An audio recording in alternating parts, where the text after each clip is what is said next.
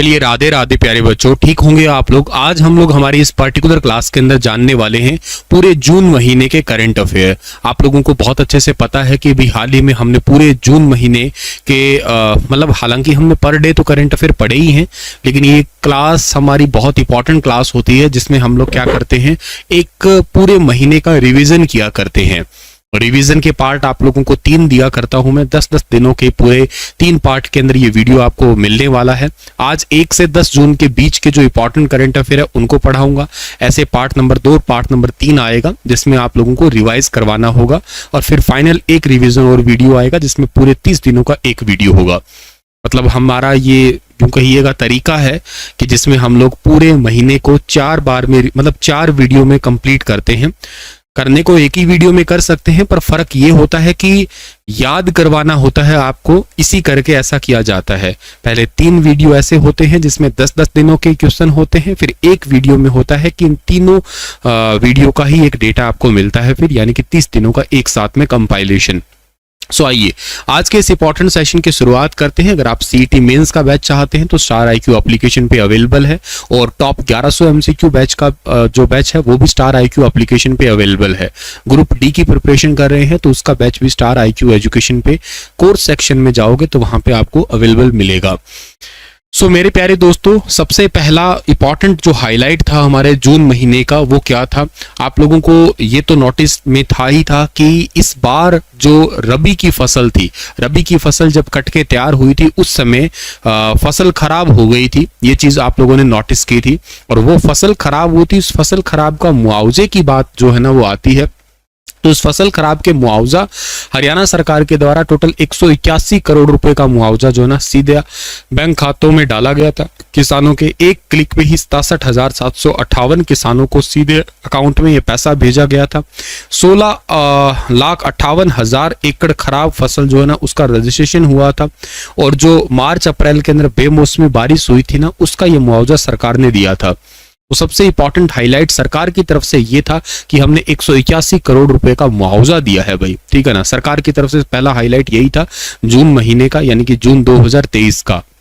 चलिए पढ़ते हैं। सबसे पहला करंट अफेयर क्या है, क्वेश्चन के रूप में क्वेश्चन करंट अफेयर क्या है कि हाल ही में हरियाणा विद्यालय शिक्षा बोर्ड ने किसके साथ में एमओयू साइन किया है। हरियाणा विद्यालय शिक्षा बोर्ड ने एमओयू साइन जो है ना वो किसके साथ में किया है। अच्छा, पहली तो बात आप लोगों को ये पता होना चाहिए कि जो एमओयू होता है इसका मतलब क्या है। एमओयू का मतलब होता है आपका मेमोरेंडम ऑफ अंडरस्टैंडिंग के नाम से इसको जाना करते हैं हम लोग, और एमओयू साइन किया है अभी हाल ही में हरियाणा विद्यालय शिक्षा बोर्ड ने आईबी के साथ में। ये आईबी कोई इंटेलिजेंस ब्यूरो वाला आईबी नहीं है, ध्यान रखिएगा। इस आईबी का मतलब क्या होता है, इस पर्टिकुलर इस आईबी का मतलब जो है ना हम लोगों ने पढ़ना है इंटरनेशनल बैकलॉरेट के नाम से जाना करते हैं। ये क्यों समझौता किया है, ये स्टूडेंट हरियाणा के जो है ना ताकि आसानी से इंटरनेशनल स्कूल और कॉलेज के अंदर एडमिशन ले सके, इसी करके ये समझौता हुआ है। विद्यार्थी हरियाणा के हैं वो इंटरनेशनल लेवल पे पढ़ सके, इसी करके ये समझौता हुआ है। और ये समझौता जब हुआ ये तो बात ठीक है, हमारे पास में इंटरनेशनल बैकलॉरिएट के नाम से इसको जानते हैं। इंटरनेशनल बैकलॉरिएट जो है ना ये 1968 के अंदर सेटअप हुआ था आपका। इसका हेडक्वार्टर स्विट्जरलैंड के अंदर पड़ता है। इसका काम यही है कि विद्यार्थियों को एक अच्छे लेवल की एजुकेशन देना, एजुकेशन के साथ साथ उनको जो ना स्पोर्ट्स और अनदर आर्ट्स एंड कल्चर की एक्टिविटी के साथ में भी कनेक्ट रखना। यहाँ एक बहुत इंपॉर्टेंट क्वेश्चन आपके साथ में ये भी साझा हो सकता है कि हरियाणा विद्यालय शिक्षा बोर्ड के चेयरपर्सन कौन है, तो इसके चेयरपर्सन है डॉक्टर वीपी यादव है, ठीक है ना, डॉक्टर वीपी यादव। ये डॉक्टर वीपी यादव जो है ना आपको फोटो में भी दिखाई दे रहे होंगे, यही है वीपी यादव। ये जरूर याद करना आप लोग, जो कि हरियाणा के रेवाड़ी से संबंधित है, डॉक्टर वीपी यादव, ठीक है। सो ये भी पॉइंट आप लोगों को यहाँ से याद कर लेना है डियर, ठीक है ना।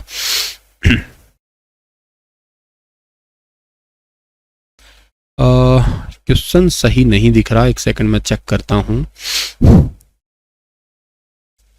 क्वेश्चन तो प्रॉपर दिख रहा है आपको।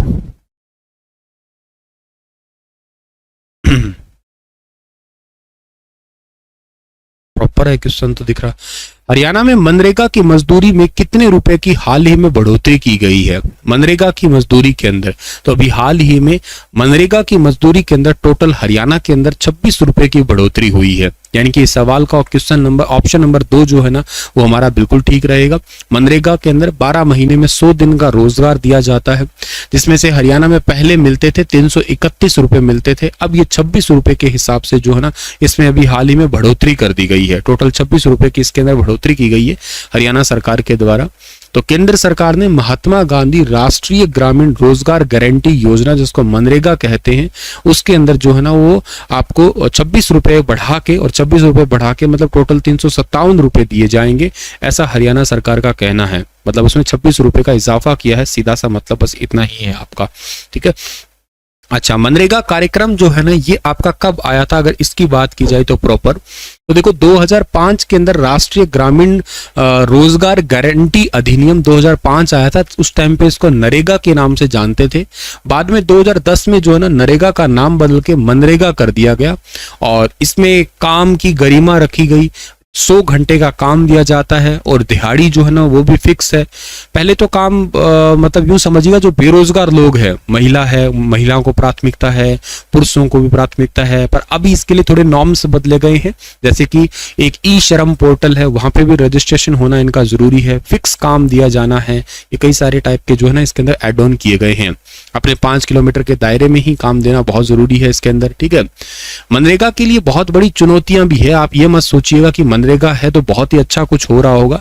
मनरेगा का अपने आप में जो है ना वो चुनौतियां हैं, अपने आप के जो बहुत सारे चैलेंजेस है, जिसमें सबसे पहला है कि इसको अपर्याप्त बजट आवंटन है। इसके पास में कोई फिक्स बजट नहीं है, ठीक है ना, अपर्याप्त बजट आवंटन इसका चल रहा है। सेकंड, इसकी इंपॉर्टेंट बात ये आ रही है कि मजदूरी में भुगतान में देरी, ठीक है ना, ऐसा परमानेंट इनको टाइम टू टाइम फिक्स पैसा दिया भी नहीं जा रहा है। ठीक है, इसके अलावा जो है ना, एक सेकंड रुकना, ये मेरे को लगता है मेरी स्लाइड जो है ना वो रुक गई है, मैं इसमें दिखाई दे नहीं रहा हूं और बाकी सब सही है। वेट वाइल मैं इसको रिफ्रेश करता हूं।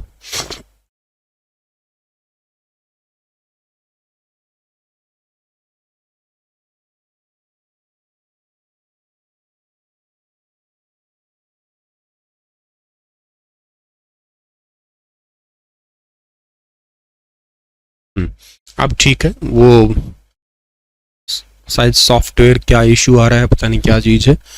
मेरा वॉइस तो सही जा रहा था आई थिंक, लेकिन मेरा ऑडियो जा रहा था पर वीडियो नहीं जा रहा था शायद आपके आगे। हाँ, मैं आपको कह रहा था कि मनरेगा से रिलेटेड चैलेंजेस शेयर कर रहा था। एक चैलेंज बता रहा था कि बजट जो है ना प्रॉपर है नहीं, इसके अलावा लोगों को जो है ना पैसा है वो भी प्रॉपर नहीं मिल रहा है, मतलब दिहाड़ी नहीं मिल रही है तरीके से, ठीक है ना। इसके अलावा खराब मजदूरी दर है, 1948 के आधार पर मनरेगा की मजदूरी इतनी मतलब जैसे रहनी चाहिए साल का, या यूं कहिएगा राष्ट्रीय इतना खर्चा, इतना टाइप का, इतना बजट मिलना चाहिए, इतना पैसा मिलना चाहिए, न्यूनतम मजदूरी इतनी होनी चाहिए, उन सभी के अंदर जो है ना कोई काम नहीं रहता है आपका। तो भ्रष्टाचार वगैरह भी बहुत है। तो खैर ये तो चैलेंजेस है, ठीक है। मुख्यमंत्री दूध उपहार योजना के लिए किस विभाग को गोल्ड स्कॉच अवार्ड दिया गया है? जून महीने का सबसे इंपॉर्टेंट क्वेश्चन में से एक सवाल यही है आपका कि जून महीने के अंदर एक मुख्यमंत्री दूध उपहार योजना और इसके तहत किसको गोल्ड स्कॉच अवार्ड दिया गया? ये क्वेश्चन का सही आंसर रहेगा महिला एवं बाल विकास मंत्रालय। मैंने अपने आज सुबह के डेली करंट अफेयर वीडियो के अंदर यही क्वेश्चन को पूछा था। मुख्यमंत्री बाल विकास योजना जो है ना, इसी के तहत मुख्यमंत्री दूध उपहार योजना को तहत इसी डिपार्टमेंट को गोल्ड स्कॉच अवार्ड दिया गया। अच्छा, इस डिपार्टमेंट की मंत्री का नाम भी आप लोगों को पता होगा, जिनका नाम क्या है? इनका नाम है कमलेश जी ढांडा, ठीक है ना, कमलेश जी ढांडा है। और ये कहाँ से जीती हुई है? ये कलायत से जीती हुई है, कलायत कैथल से जीती हुई है, ये भी बात आप लोगों को याद रखना है, ठीक है ना, कलायत कैथल से जो है ना ये जीती हुई है। और मुख्यमंत्री दूध उपहार योजना जो है ना वो तकरीबन 5 अगस्त 2020 को बच्चों और माता और स्वास्थ्य के पोषण की स्थिति के सुधार के लिए स्टार्ट की गई थी। एक्चुअली पता है क्या चीज है, बच्चे दूध पीते नहीं है, दूध के लिए बेसिकली नखरा करते हैं। आजकल के जमाने में अक्सर तुम लोगों ने देखा होगा कि तो दूध पीते नहीं है, दूध में स्मेल आ रही है, अलग ही टाइप का दूध है। तो इसी करके तरह तरह की आजकल कंपनियां आई थी, कंपनियों ने क्या कर दिया, जैसे हॉर्लिक्स आ गया और बहुत सारे चोको वगैरह आ गए। तो चॉकलेट फ्लेवर है, वनीला फ्लेवर है, स्ट्रॉबेरी फ्लेवर है, इलायची फ्लेवर है, इसे कई टाइप के फ्लेवर्ड मिल्क बनाने लग गए। देखो फ्लेवर्ड मिल्क है वो अमीर लोग तो खरीद सकते हैं, गरीब लोग बेचारे खरीद नहीं सकते हैं, लेकिन हाँ टेस्ट लगभग सबका बराबर सा ही दिखाई दे रहा है। हाँ जैसा उनको नहीं पसंद वैसा इनको भी नहीं पसंद आ रहा, तो किया क्या जा सके। अब जो बच्चा होता है उसके लिए दूध बेहद जरूरी होता है, क्योंकि बॉन फॉर्मेशन होती है, बॉडी के अंदर बहुत सारे न्यूट्रिशंस है वो बच्चे को मिल पाते हैं। वो दूध पीने से अगर मना कर रहा है तो सोचिएगा ठीक नहीं है। और सेम ऐसी स्थिति रहती है माताओं की भी। माताओं के लिए क्या प्रॉब्लम है, माताओं के लिए जब गर्भवती महिला होती है अगर वही अच्छे तरीके से खाएगी पिएगी नहीं तो यूं समझिएगा कि बच्चा तो कैसे हष्ट पुष्ट पैदा होगा। तो ये दोनों तरफ ही चैलेंजेस हो रहते हैं। इसी के लिए सरकार ने मुख्यमंत्री दूध उपहार योजना स्टार्ट कर दी 5 अगस्त 2020 को। इस योजना में क्या किया कि कुछ फ्लेवर्ड मिल्क जो है ना वो देना स्टार्ट किया, ताकि फ्लेवर मिल्क के तहत महिलाएं और बच्चे इन दोनों को ही ये दूध जो है ना वो मिल सके। तो तकरीबन जो है ना लाभार्थी को साल में 300 दिनों में 200 ml प्रति दिन जो है ना दूध उपलब्ध करवाया जा सके। और प्रोटीन, कैलोरी, मैग्नीशियम, कैल्शियम ये सारे के सारे पोषक तत्व है ना इनको मिल सके। हर महीने 6 साल से कम उम्र के लगभग 9 लाख बच्चे और 3 लाख गर्भवती महिलाओं को जो स्तनपान करने वाली महिलाएं हैं उनको जो है ना इस योजना के तहत सीधा सीधा लाभ दिया जा सके। इस योजना के अंदर जो क्या होता है कि सप्ताह में 6 दिन 200 मिलीलीटर प्रतिदिन दूध दिया जाता है विटामिन ए और D3 युक्त। ये स्पेशली होता है आपका विटामिन D और D3 युक्त जो फोर्टिफाइड सुगंधित स्कीम्ड मिल्क होता है। 6 प्रकार के स्वाद होते हैं, जैसे गुलाब फ्लेवर्ड होता है, इलायची होता है, चॉकलेट होता है, वनीला होता है, बटर स्कॉच होता है और प्लेन में भी उपलब्ध होता है ये डियर, ठीक है ना। हाँ नवीन चंडीगढ़ PRT का बैच आएगा, ठीक है ना, जल्द ही लॉन्च होगा, नियर अबाउट 5 से 7 जुलाई के आसपास हो जाएगा, नोटिफाई कर दिया जाएगा अपने टेलीग्राम चैनल पे भी और यहाँ यूट्यूब चैनल पे भी, ठीक है। सो ये पॉइंट भी आप लोगों को याद रखने वाला है, सुपर इंपॉर्टेंट है, ठीक है। और ये तो सारी चीजें मैंने आपको बता ही दी है, बेसिक रिवाइज कर लेते हैं कि मुख्यमंत्री दूध उपहार योजना का राज्य के स्थायी लोगों को लाभ मिलेगा, गर्भवती महिला, बच्चे और स्तनपान करने वाली माताओं को लाभ मिलेगा। आंगनवाड़ी केंद्र में इसकी सुविधा उपलब्ध होगी। सप्ताह के अंदर 6 दिन हर रोज 200 मिलीलीटर जो है ना वो आपका दूध मिलेगा। 6 फ्लेवर में होगा, चॉकलेट, गुलाब, इलायची, वनीला और प्लेन और बटर स्कॉच में भी प्लेन मिल्क भी होगा, ऐसा जरूर नहीं है कि इन्हीं फ्लेवर के अंदर ही मिले। दूध लाभार्थियों को 300 दिन वितरित किया जाएगा। 1 से 6 और 9.03 लाख बच्चे और 2.95 जो गर्भवती महिला है इनके स्वास्थ्य में सुधार लाया जाएगा इस योजना के तहत, ठीक है ना। तो ये भी पॉइंट आप लोगों को यहां से याद कर लेना है डियर, ठीक है। चलिए सर आगे बढ़े। अगला सवाल हमारे पास में कौन सा है कि भारत में कुल दूध उत्पादन का हरियाणा कितना परसेंटेज योगदान देता है। अपने आप में बड़ा प्यारा सवाल है ये। कुल दूध उत्पादन का हरियाणा कितना परसेंटेज योगदान है टोटल। तो टोटल पूरे भारत में जो मिल्क प्रोडक्शन हो रहा है उसमें से अकेले हरियाणा राज्य का 5.26% कंट्रीब्यूट है, जो अपने आप में बहुत बड़ी बात है। देखा जाए तो कोई राज्य बहुत बड़ा नहीं है, बड़ा राज्य चलो ठीक है एक मीडियोकर स्टेट में आता है हमारा, उस कंडीशन में भी 5.26% जो है ना हमारा योगदान है जो देश का लगभग। राज्य में पशुधन की क्षमता कितनी है, ये आंकड़े बड़े जरूरी है, लिख लेना चाहे कॉपी पे। हरियाणा राज्य के अंदर जो पशुधन है वो लगभग 2.1% है। दूध उत्पादन हरियाणा में हो रहा है कितना, 116.29 लाख टन होता है, और जो पूरे भारत के दूध उत्पादन का 5.26% है। 3 आंकड़े इसको दिए हैं, यहाँ पे दिए गए हैं आपको, ये तीनों के तीनों याद करना कि हरियाणा राज्य के अंदर पशुधन कितना है आपका। वैसे मैंने ना पशुओं के ऊपर एक छोटी सी पशुधन गणना गागर में सागर एक प्लेलिस्ट है, उसको चेक करना, वहां पे एक छोटा सा 8-10 मिनट का क्लिप बना रखा है, सारी पशुधन गणना सारी डिटेल समझा रखी है वहां पे। तो पशुधन कितना 2.1% है, उत्पादन कितना हो रहा है 116.29 लाख टन हो रहा है, और परसेंटेज वाइज बात करें तो 5.26% जो है ना ये इतना कंट्रीब्यूट करता है देश का। काफी प्यारा सवाल है, जरूर याद रखना इसको भी आप लोग। चलिए सर आगे जाते हैं। तो हरियाणा में गर्मियों की छुट्टियों के दौरान शिक्षक व विद्यार्थियों काम करने के लिए किस योजना के तहत सम्मानित किया जाएगा। पूरे जून महीने की गर्मियों की छुट्टियां आपको पता ही है अच्छे से, लेकिन अभी तो छुट्टियां पूरी हो गई है। हालांकि स्कूल तो लग जाने चाहिए थे आज से, लेकिन आज तो सैटरडे था और कल संडे ठहरा, तो 3 जुलाई को दोबारा से स्कूल ओपन हो रहे हैं। कई बच्चे बड़े राजी होते हैं, स्कूल घर छुट्टियां गई स्कूल जाएंगे, नए प्रपोजल्स मिलेंगे, नया काम करने को तरीका मिलेगा, काम करने के नए प्रपोज होगा कि ये काम करेंगे, ये सब्जेक्ट पढ़ेंगे, वो सब्जेक्ट पढ़ेंगे। कुछ ऐसे आलसी होते हैं मेरी तरह, अरे यार स्कूल जाना पड़ेगा, होमवर्क करना पड़ेगा। मैं बड़ा मतलब छुट्टियों के बाद स्कूल जाना मुझे बड़ा महाभारत लगा करता था। स्कूल में बहुत रो रो के गया हूं मैं, ठीक है ना, ऐसा मम्मी कहा करती है। एनीवे, तो किस योजना के तहत सम्मानित किया जाएगा? तो इस सवाल का ठीक आंसर है समर हीरो योजना, समर हीरो प्लान। छुट्टियों में भी बच्चों ने कुछ काम किया है ना, तो उनको जो है ना सम्मानित किया गया है इस योजना के तहत। हर हफ्ते होमवर्क बच्चों को दिया गया, शिक्षकों को 2 सब्जेक्ट का काम देना होगा, इसके लिए सम्मानित किया जाएगा घर बैठे ही, तो ताकि बच्चा खाली ना बैठे, ठीक है ना। तो इसके जारी निदेशालय की ओर से कहा गया है कि गर्मियों की छुट्टियों का सही उपयोग हो सके, इसके लिए छुट्टियों का उपयोग तो क्या, बेचारे बालकों को छुट्टी खाली कर देते तो ही उपयोग बढ़िया होता, पर ठीक है। इन्होंने कहा कि छुट्टियों में पढ़ाई से दूर नहीं होंगे स्टूडेंट, विभाग के टैब का उपयोग करेंगे। 150 टीचर्स को विभाग की तरफ से, स्टूडेंट और टीचर्स को जो है ना ये अवार्ड दिया जाएगा, जिसमें से 100 बच्चे होंगे और 50 टीचर होंगे जो बढ़िया तरीके से बच्चे काम करेंगे, बढ़िया तरीके से स्टूडेंट टीचर भी काम करेंगे। इन दोनों को 150 लोगों को सिलेक्ट करके अवार्ड देंगे हम लोग। मतलब यूं समझिएगा कि थोड़ा सा गुड़ डाल दिया है ताकि थोड़ा मिठास आता रहे, इसके बहाने बच्चे भी काम करें अवार्ड के चक्कर में और टीचर्स भी काम करें, ठीक है ना। खैर चलो आगे बढ़ते हैं। ब्रिटिश काउंसिल श्री विश्वकर्मा कौशल विश्वविद्यालय के साथ मिलकर विद्यार्थियों को अंग्रेजी में पारंगत करेगी। आप इसमें ये याद कर लेना कि जो हमारे हरियाणा का विश्वकर्मा जो यूनिवर्सिटी है, हरियाणा का जो विश्वकर्मा यूनिवर्सिटी है, ये यूनिवर्सिटी कहाँ पे पड़ता है? ये यूनिवर्सिटी पड़ता है पलवल के अंदर, पलवल के दूधोला के अंदर पड़ता है, ध्यान रखना। और ये हरियाणा का नहीं बल्कि पूरे भारत का पहला ऐसा यूनिवर्सिटी है जो स्किल डेवलपमेंट में काम कर रहा है। लगातार आप लोगों को देखा होगा डियर, ठीक है ना, क्या कि विश्वकर्मा स्किल डेवलपमेंट यूनिवर्सिटी है, वो बच्चों के स्किल को निखारने के लिए तरह तरह के समझौते कर रही है। लाइक जैसे अभी विश्वकर्मा यूनिवर्सिटी ने ब्रिटिश काउंसिल के साथ समझौता किया ताकि इंग्लिश लैंग्वेज में भी बच्चे पारंगत हासिल कर सके डियर, ठीक है ना। तो इस बात को भी जरूर याद कर लेना है डियर, ठीक है ना। सर आप मुझे बहुत अच्छे लगते हैं, अच्छा शुक्रिया डियर, हमारे जैसे गवर्नमेंट को।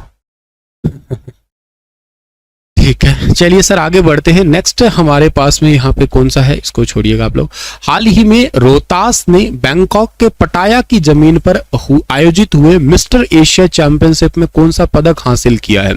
मिस्टर एशिया चैंपियनशिप में पदक हासिल किया है, सिल्वर मेडल लिया है किसने? रोहतास ने लिया है, बैंकॉक के पटाया शहर के अंदर भी। रोहतास ने फिटनेस को लेकर 5 से 6 घंटे को जिम में खूब पसीना बहाया और 2009 में एयरफोर्स जाने का मौका मिला। मस्कुलर बॉडी को देख के एयरफोर्स ऑफिसर की अकादमी में जिम कोच इनको चुना गया।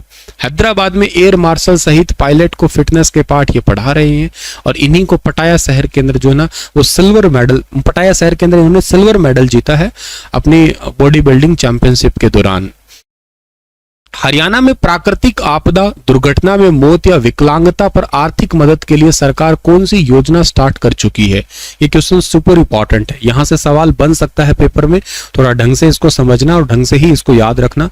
हरियाणा में प्राकृतिक आपदा, दुर्घटना या मौत या विकलांगता, इसके लिए हरियाणा गवर्नमेंट ने क्या किया था? जो बजट आया था ना अपना, इस बजट के दौरान एक योजना स्टार्ट की थी। बजट था अपना 23 फरवरी 2023 को आया था। उस बजट के दौरान जब योजना को स्टार्ट किया था ना तो बात चलो ठीक है, इसको अप्लाई किया गया था मार्च 2023 के अंदर अप्लाई किया गया। इस योजना का नाम शायद आप जानते होंगे, ये दयालु योजना है। और मैंने आपको ये पढ़ाया था कि जो 5 साल से 12 साल तक का बच्चा है, अभी होता क्या है इसके अंदर, होता यह है कि जिस भी परिवार की इनकम सालाना 1,80,000 वाले दायरे में आती है, इट मीन्स वो अंत्योदय परिवार के अंदर में आता है, और उसके परिवार के किसी भी सदस्य की या तो हो जाती है मौत, या मौत होने के अलावा वही परिवार का कोई भी ऐसा मेंबर है जो हो जाता है विकलांग, तो उन किसी भी कंडीशन के अंदर जो है ना उनको ये मुआवजा दिया जाएगा, उनको लाभ दिया जाएगा। अब यहाँ पे देखा जाए तो 5 से 12 साल तक का बच्चा है ना, उसको 1 लाख रुपए का मुआवजा है। 12 से 18 साल वाले के लिए 2 लाख है, 18 से 25 के लिए 3 लाख है, 25 से 40 के लिए 5 लाख है, 40 से आगे मतलब एंड तक ही समझो सब 2 लाख रुपए है। तो मतलब मुआवजा है किसी न किसी तरीके से आपका, तो सुपर इंपॉर्टेंट है। योजना का नाम है दयालु योजना। मैं एक बार फिर से यहाँ पे आपको बता रहा हूँ, दयालु योजना पंडित दीनदयाल उपाध्याय योजना है ये, ठीक है ना, पंडित पंडित दीनदयाल उपाध्याय योजना है, जिसको आप लोग शॉर्ट फॉर्म में कह रहे हो दयालु योजना कह रहे हो। इस दयालु योजना की जब आपकी घोषणा की बात आती है तो आप बजट जब पढ़ते हो तब आपकी इसके आगे आती है घोषणा, और घोषणा इसकी आती है 23 फरवरी को आती है। 23 फरवरी 2023 के दिन जब बजट आया था ना तब। पर ये लागू कब से होती है ये भी बात अलग है। तो लागू की एग्जैक्ट तारीख तो है आपकी 16 मार्च। तो 16 मार्च 2023 को जो है ना ये लागू होती है। इसमें क्या है, इसमें 1,80,000 तक जिनकी सालाना इनकम है ना, उन परिवारों को या तो उनकी हो जाती है किसी दुर्घटना में मौत हो जाती है, या वो अपाहिज हो जाते हैं यानी कि दिव्यांग हो जाते हैं, तो उन सभी बच्चों से लेके और बुजुर्गों तक के लिए लाभ दिया जाएगा। मैक्सिमम 5 लाख का लाभ है इसके अंदर, ठीक है ना, मैक्सिमम 5 लाख का लाभ है, बाकी कम से कम तो आप भी देख रहे हो, ठीक है। तो ये भी पॉइंट इंपॉर्टेंट है, जरूर याद करना आप लोग, अच्छा सवाल है। पंडित दीनदयाल उपाध्याय दयालु योजना है ये। परिवार के सदस्य की मृत्यु या दिव्यांग होने पर आर्थिक सहायता है। 1,80,000 तक की वार्षिक आय वाले परिवारों को इस योजना का लाभ मिलेगा। PPP के डेट आधार पे ही इसको उठाया जाएगा, यानी कि परिवार पहचान पत्र, इसके आधार पे ही जो है ना इसको ऑनलाइन ही हेल्प दी जाएगी आपकी। हरियाणा के किस गांव के प्रसिद्ध रागिनी गायक पालेराम दहिया का निधन हो गया है? या इसको हिंदी में आप रागिनी गायक पढ़ेंगे तो ज्यादा ठीक रहेगा, अपनी भाषा मतलब हिंदी में रागिनी लिख रहे हैं लेकिन वैसे रागिनी गायक, और ये बहुत ही फेमस रागिनी गायक, ये कहाँ के थे जिनका भी हाल ही में निधन हो गया? ये हल्लारपुर गांव के थे, ठीक है ना। गिन के दे लिए बोल 360 चौबारे आड़ी, कुछ इस प्रकार की रागनी तुमने सुनी होगी। ये रागनी इन्हीं की थी जिनका नाम था पालेराम दहिया, और ये हलालपुर गांव से संबंधित थे और अब ये दुनिया से चले गए हैं। विख्यात थे, सोनीपत के गांव हलालपुर के रहने वाले थे ये, ठीक है। तो जरूर याद रखना, हंसे खुशी वाले भी बहुत सारी ऐसे रागनी वगैरह गाया करते थे। अच्छा, हरियाणा का जो सोनीपत जिला है ना, सोनीपत जिला ये हरियाणा में सर्वाधिक कोल्ड स्टोर के लिए जाना जाता है, अगर आपको पता हो तो, ठीक है ना। सर्वाधिक कोल्ड स्टोरेज के लिए जाना जाता है हरियाणा का कौन सा जिला? सोनीपत जिला। ये बात जरूर याद रखना आप लोग, सोनीपत जिला सबसे ज्यादा कोल्ड स्टोरेज है। ना के बराबर कोल्ड स्टोरेज जो है ना हरियाणा में, वो आपके फतेहबाद चरखी दादरीन में है ही नहीं। 0 कोल्ड स्टोरेज की बात करते हो आप लोग, यहाँ पे सबसे ज्यादा कोल्ड स्टोरेज है। खुम्बी उत्पादन का भी एक सवाल आपसे पूछ लिया जाए ना, ठीक है ना, खुम्बी या जिसको आप लोग मशरूम कहा कर सकते हो, उसके मामले में भी हरियाणा का जो जिला सोनीपत है ना वो आपका फेमस है। मैं आपको एक बहुत इंटरेस्टिंग बात बताता हूं। एक थोड़े दिन पहले मैंने एक SEZ का कंसेप्ट पढ़ाया था आपको, CET मेंस का जिसने बैच ले रखा है उसमें तो उन्होंने SEZ पढ़ ही लिया होगा। बाकी मैंने तो यूट्यूब पे भी एक छोटा सा आधे घंटे का वीडियो बना के पढ़ाया था। मेंस के सिलेबस में है आपका ये SEZ, स्पेशल इकोनॉमिक जोन इसको कहा करते हैं। स्पेशल इकोनॉमिक जोन हम लोग क्यों बनाते हैं? तो स्पेशल इकोनॉमिक जोन हम लोग इसलिए बनाते हैं क्योंकि वो एरिया जो है ना वो बहुत ज्यादा फेमस हो जाता है आपका इकोनॉमिक गतिविधियों से देखते हुए, ठीक है ना। कोल्ड स्टोरेज का मतलब बेटा ये होता है जहां पे आप लोग अपने, जैसे आम है, बेरू, जैसे फॉर एग्जांपल अब सेब का सीजन नहीं है फिलहाल के, लेकिन फिर भी आपको सेब मिल जाए तो वो एक कोल्ड स्टोरेज की बदौलत मिलेगा, जहां पे अपने खाद्य पदार्थों को जनरली आप लोग जो है वो रख सको एज ए मतलब प्रिजर्व टाइप में रख सको, जल्दी से वो गल सड़ नहीं जाते हैं, एक टेम्परेचर पे उनको सेट करके रखा जाता है। और जिनको फिर बेमौसमी तरीके, जैसे अभी फिलहाल गाजर का समय नहीं है, मटर का समय नहीं है, फिर भी आपको वो चीजें मिल जाती है, तो ये कोल्ड स्टोरेज के थ्रू ही प्रोसेस होके चलती है आपकी। खैर, SEZ बता रहा था मैं, तो SEZ का मतलब ये होता है स्पेशल इकोनॉमिक जोन, जो बहुत ही पिछड़ा क्षेत्र होता है। तो वहां पे क्या करती है सरकार, जो कंपनी यूं समझो विदेशी कंपनियों को आकर्षित करती है, कोई भी ऐसी कंपनी को आकर्षित करेगी जिनको कोई टैक्स नहीं देना, पहले 5 साल के लिए 0 टैक्स देना है, 100% टैक्स को जो है छूट कर देती है, अगले 5 सालों के लिए 50% टैक्स में रिबेट करती है। बाकी इसके अलावा बहुत सारे डॉक्यूमेंट वगैरह है, उनमें भी उनकी हेल्प करती है।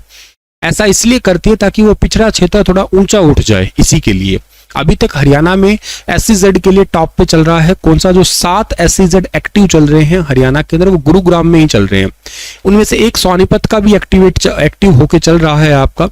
आने वाले समय में तुम देखना, आप लोगों को जो SEZ क्षेत्र है ना वो धीरे धीरे आपको सोनीपत में ट्रांसफर होता दिखाई देगा, और आने वाले समय में बहुत सारे आपको इंडस्ट्री है या बहुत सारा जो यूं कहिएगा आपका ग्रोथ दिखेगा, वो सारा सोनीपत में दिखेगा। उसके हालिया कुछ एग्जाम्पल आप लोगों के आगे आ ही रहे होंगे। लाइक जैसे आपने थोड़े दिन पहले ही एक जिला सोनीपत के अंदर एक बड़ी गांव है, यहाँ पे नॉर्दर्न इंडिया की Vande Bharat rail coach factory का उद्घाटन सुना होगा। Vande Bharat rail coach factory का उद्घाटन जो है ना वो 27-28 अक्टूबर के दौरान, अक्टूबर 2022 में हमारे भारत के गृह मंत्री भारत के अमित शाह जी के द्वारा जो है उद्घाटन किया गया, फरीदाबाद में जब चिंतन शिविर चल रहा था उसके दौरान। एक तो बात, ये फैक्ट्री भी बहुत बड़ी है अपने आप में, ठीक है ना, 161 एकड़ की फैक्ट्री है ये आपकी ये, और तकरीबन 585 करोड़ रुपए इसके ऊपर लगे हैं। डायरेक्ट इनडायरेक्ट रूप से 10,000 से ज्यादा लोगों को रोजगार मिलेगा यहाँ पे, छोटी बात नहीं है 10,000 से ज्यादा लोगों को रोजगार देना। इसके बाद में अगली इंपॉर्टेंट यहाँ पे बात, सोनीपत के अंदर एक खरखोदा पड़ता है। सोनीपत के अंदर है एक खरखोदा, और सोनीपत का जो खरखोदा है यहाँ पे 900 एकड़ के अंदर मारुति सुजुकी का प्लांट बना है, जो कि हरियाणा का तीसरा मारुति सुजुकी का प्लांट है आपका। पहला आप सबको पता है गुरुग्राम के अंदर है, और दूसरा कौन सा है, दूसरा आपका मानेसर के अंदर है, ठीक है ना, ये तीसरा है। इसकी भी नींव वगैरह जो है ना नींव का उद्घाटन वगैरह जो किया गया था वो किया गया था 28 अगस्त को किया गया था 2022 में, पीएम मोदी जी के द्वारा किया गया था। तो आप सबको देख रहे हो इस 200 एकड़ के अंदर क्या बनेगा, 800 एकड़ के अंदर मारुति की कार बनेंगी, 100 एकड़ के अंदर सुजुकी के मोटरसाइकिल बनेंगे, जो बड़े बड़े मोटरसाइकिल होते हैं ना बूम बूम करने वाले, ठीक है ना, वो वाले मोटरसाइकिल।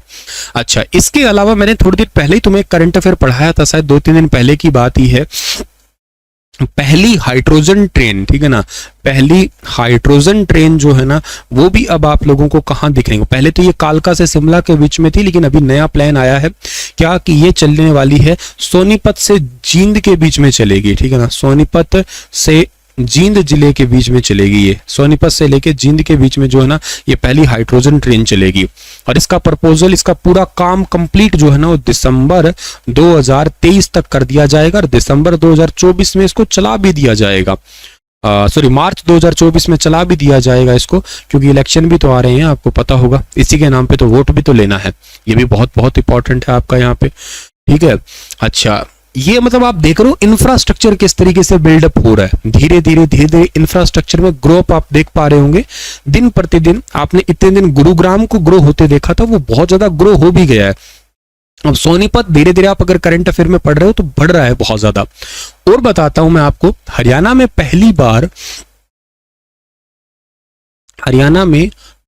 बार कचरे से बिजली, ठीक है ना, कचरे से जो बिजली बनाने वाला कंसेप्ट है, 300 करोड़ रुपए का सेटअप है ना, ये सोनीपत के अंदर सेटअप हुआ है आपका। ये भी बड़ा इंपॉर्टेंट है, कचरे से बिजली बनाई जाएगी।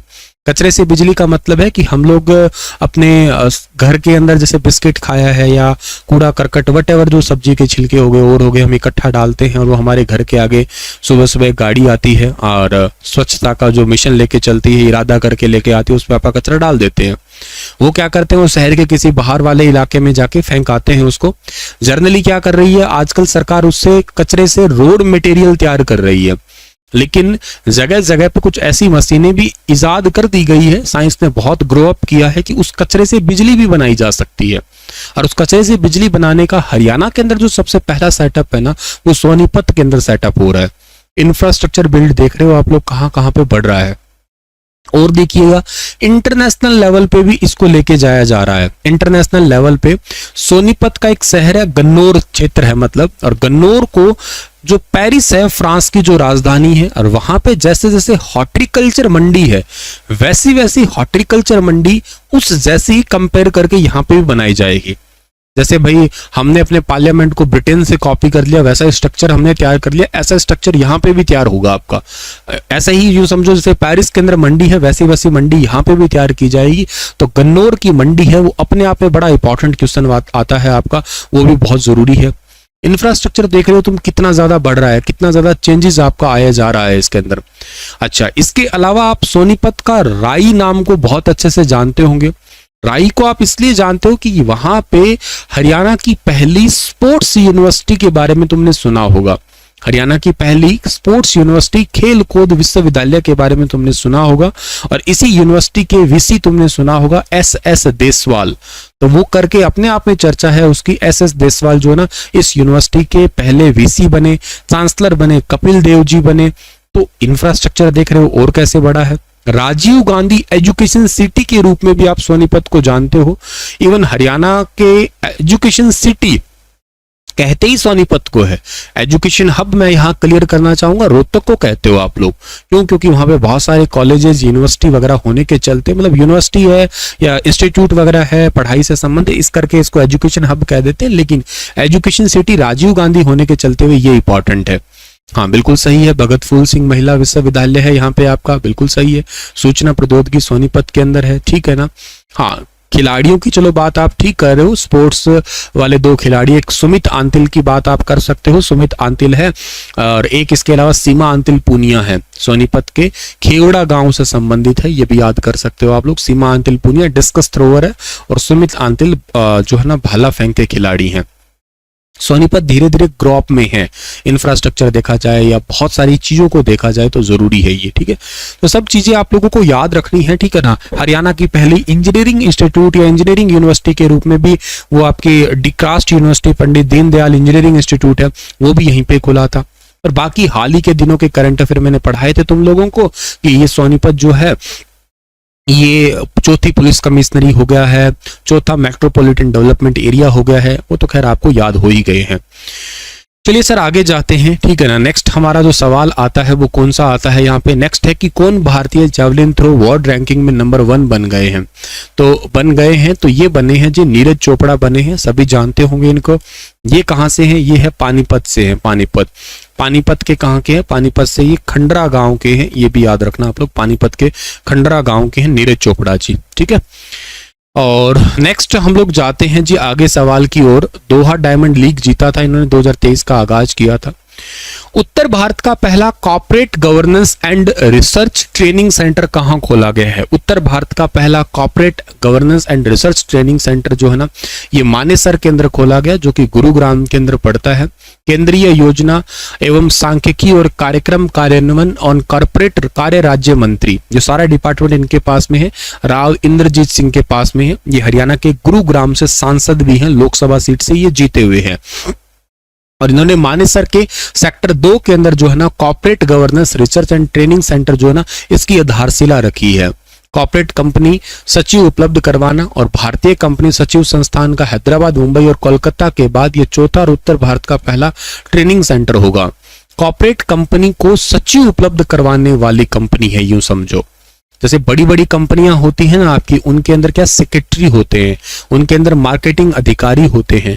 तो ये एक कंपनी है जो उनको हेल्प करने में, मल्टीनेशनल कंपनियों को हेल्प किया करेगा, ये वाला एक सेक्टर। अभी तक के लिए भारत में बात करते हैं तो ऐसा संस्थान हैदराबाद में है, मुंबई में भी है, कोलकाता में भी है। लेकिन आप देख पा रहे हो ये सारे संस्थान दक्षिणी हिस्से में दिख रहे हैं या पश्चिमी हिस्से में दिख रहे हैं, हरियाणा के ऊपरी हिस्से में कहीं नहीं दिखाई दे रहा।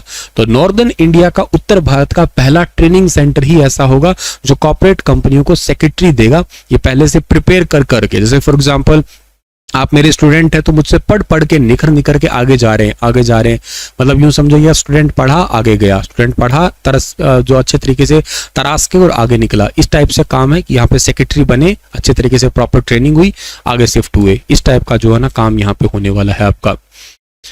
नेक्स्ट आपका जो सवाल है कि हरियाणा के किन 2 जिलों में मदर चाइल्ड बैंक स्थापित किए जाएंगे? ये भी बहुत इंपॉर्टेंट क्वेश्चन है डियर, ठीक है। मदर चाइल्ड बैंक सेटअप किए जाएंगे कैथल और सिरसा के अंदर किए जाएंगे। हरियाणा के सिरसा और कैथल के अंदर जो है ना मदर चाइल्ड हॉस्पिटल बनेंगे। 6-6 करोड़ रुपए की राशि जो है ना इनके ऊपर लगने वाली है। स्वास्थ्य विभाग जो है ना इनको पेमेंट देगा, पीडब्ल्यूडी इनका निर्माण करेगा।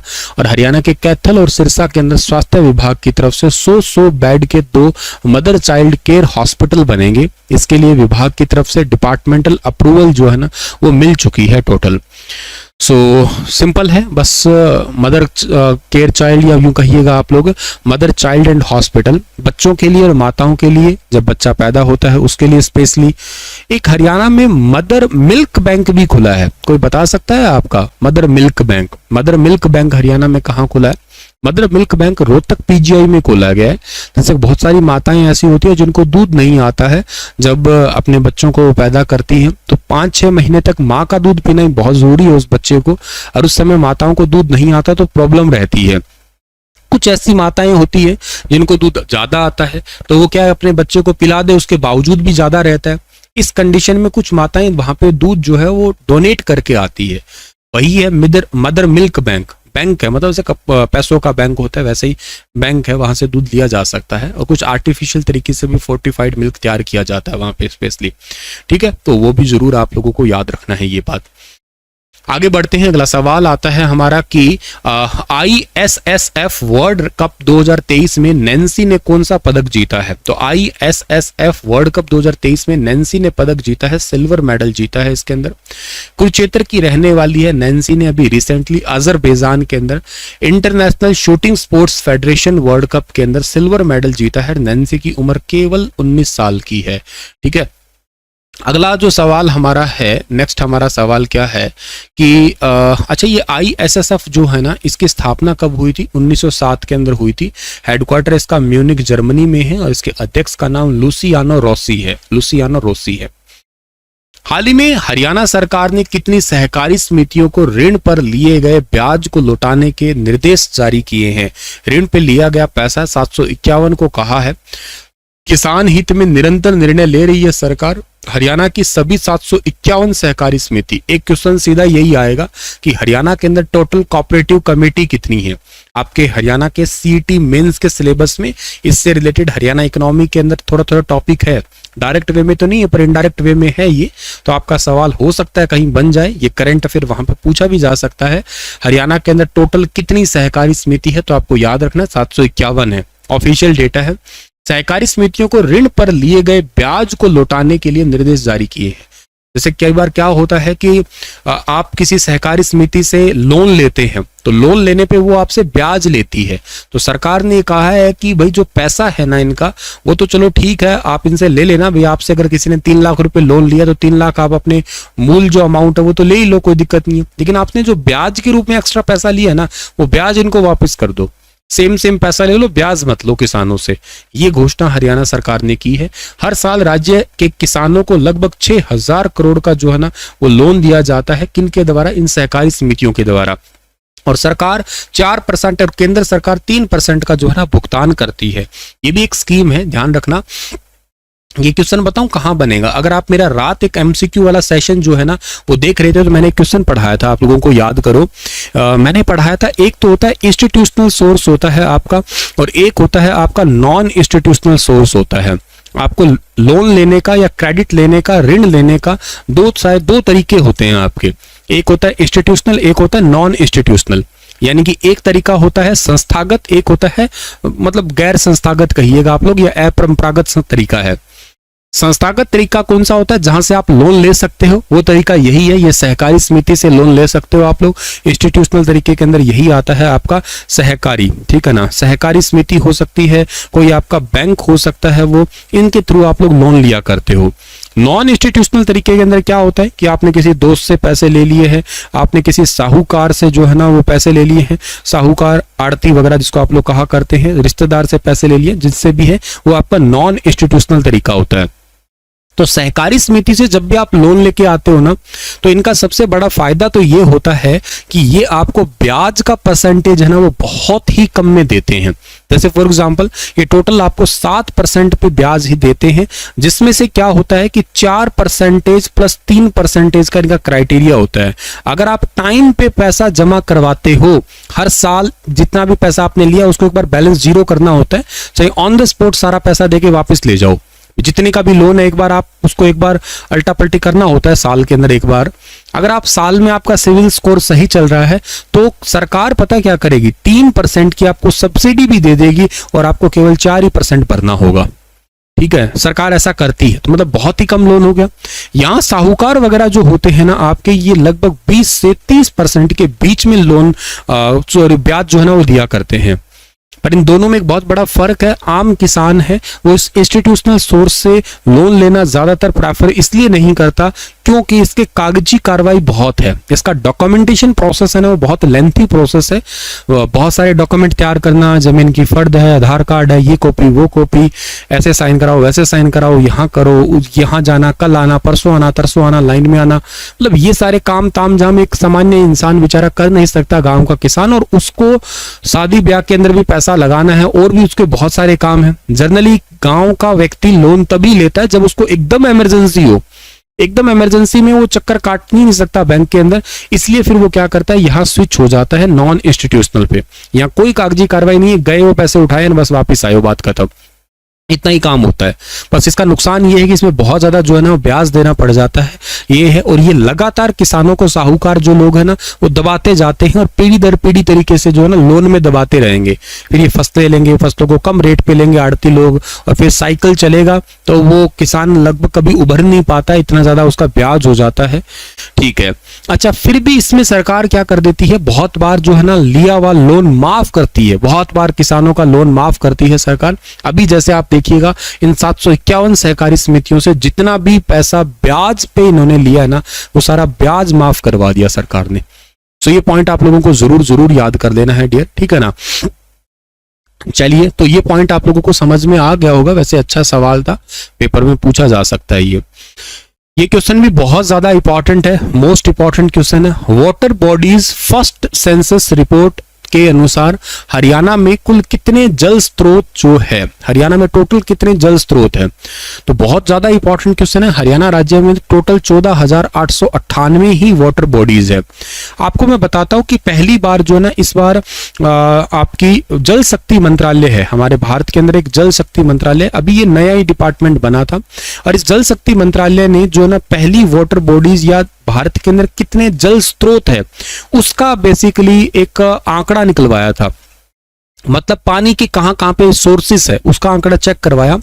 तो पूरे भारत में सबसे ज्यादा वाटर बॉडीज जो है, सबसे ज्यादा जो पानी के आपके स्रोत है ना वो है कहां पे, वो है वेस्ट बंगाल के अंदर है या पश्चिम बंगाल के अंदर जो है ना वो भारत के अंदर सबसे ज्यादा वाटर बॉडीज है। याद रखिएगा, आंकड़े सुन के ही चौंक जाओगे, लगभग 7.42 लाख के आसपास जो है ना ये आंकड़े हैं आपके लगभग, ठीक है ना। ये थोड़ा बहुत और ऊपर नीचे भी है, पर इतना याद कर लेना कि ऑलमोस्ट इतने।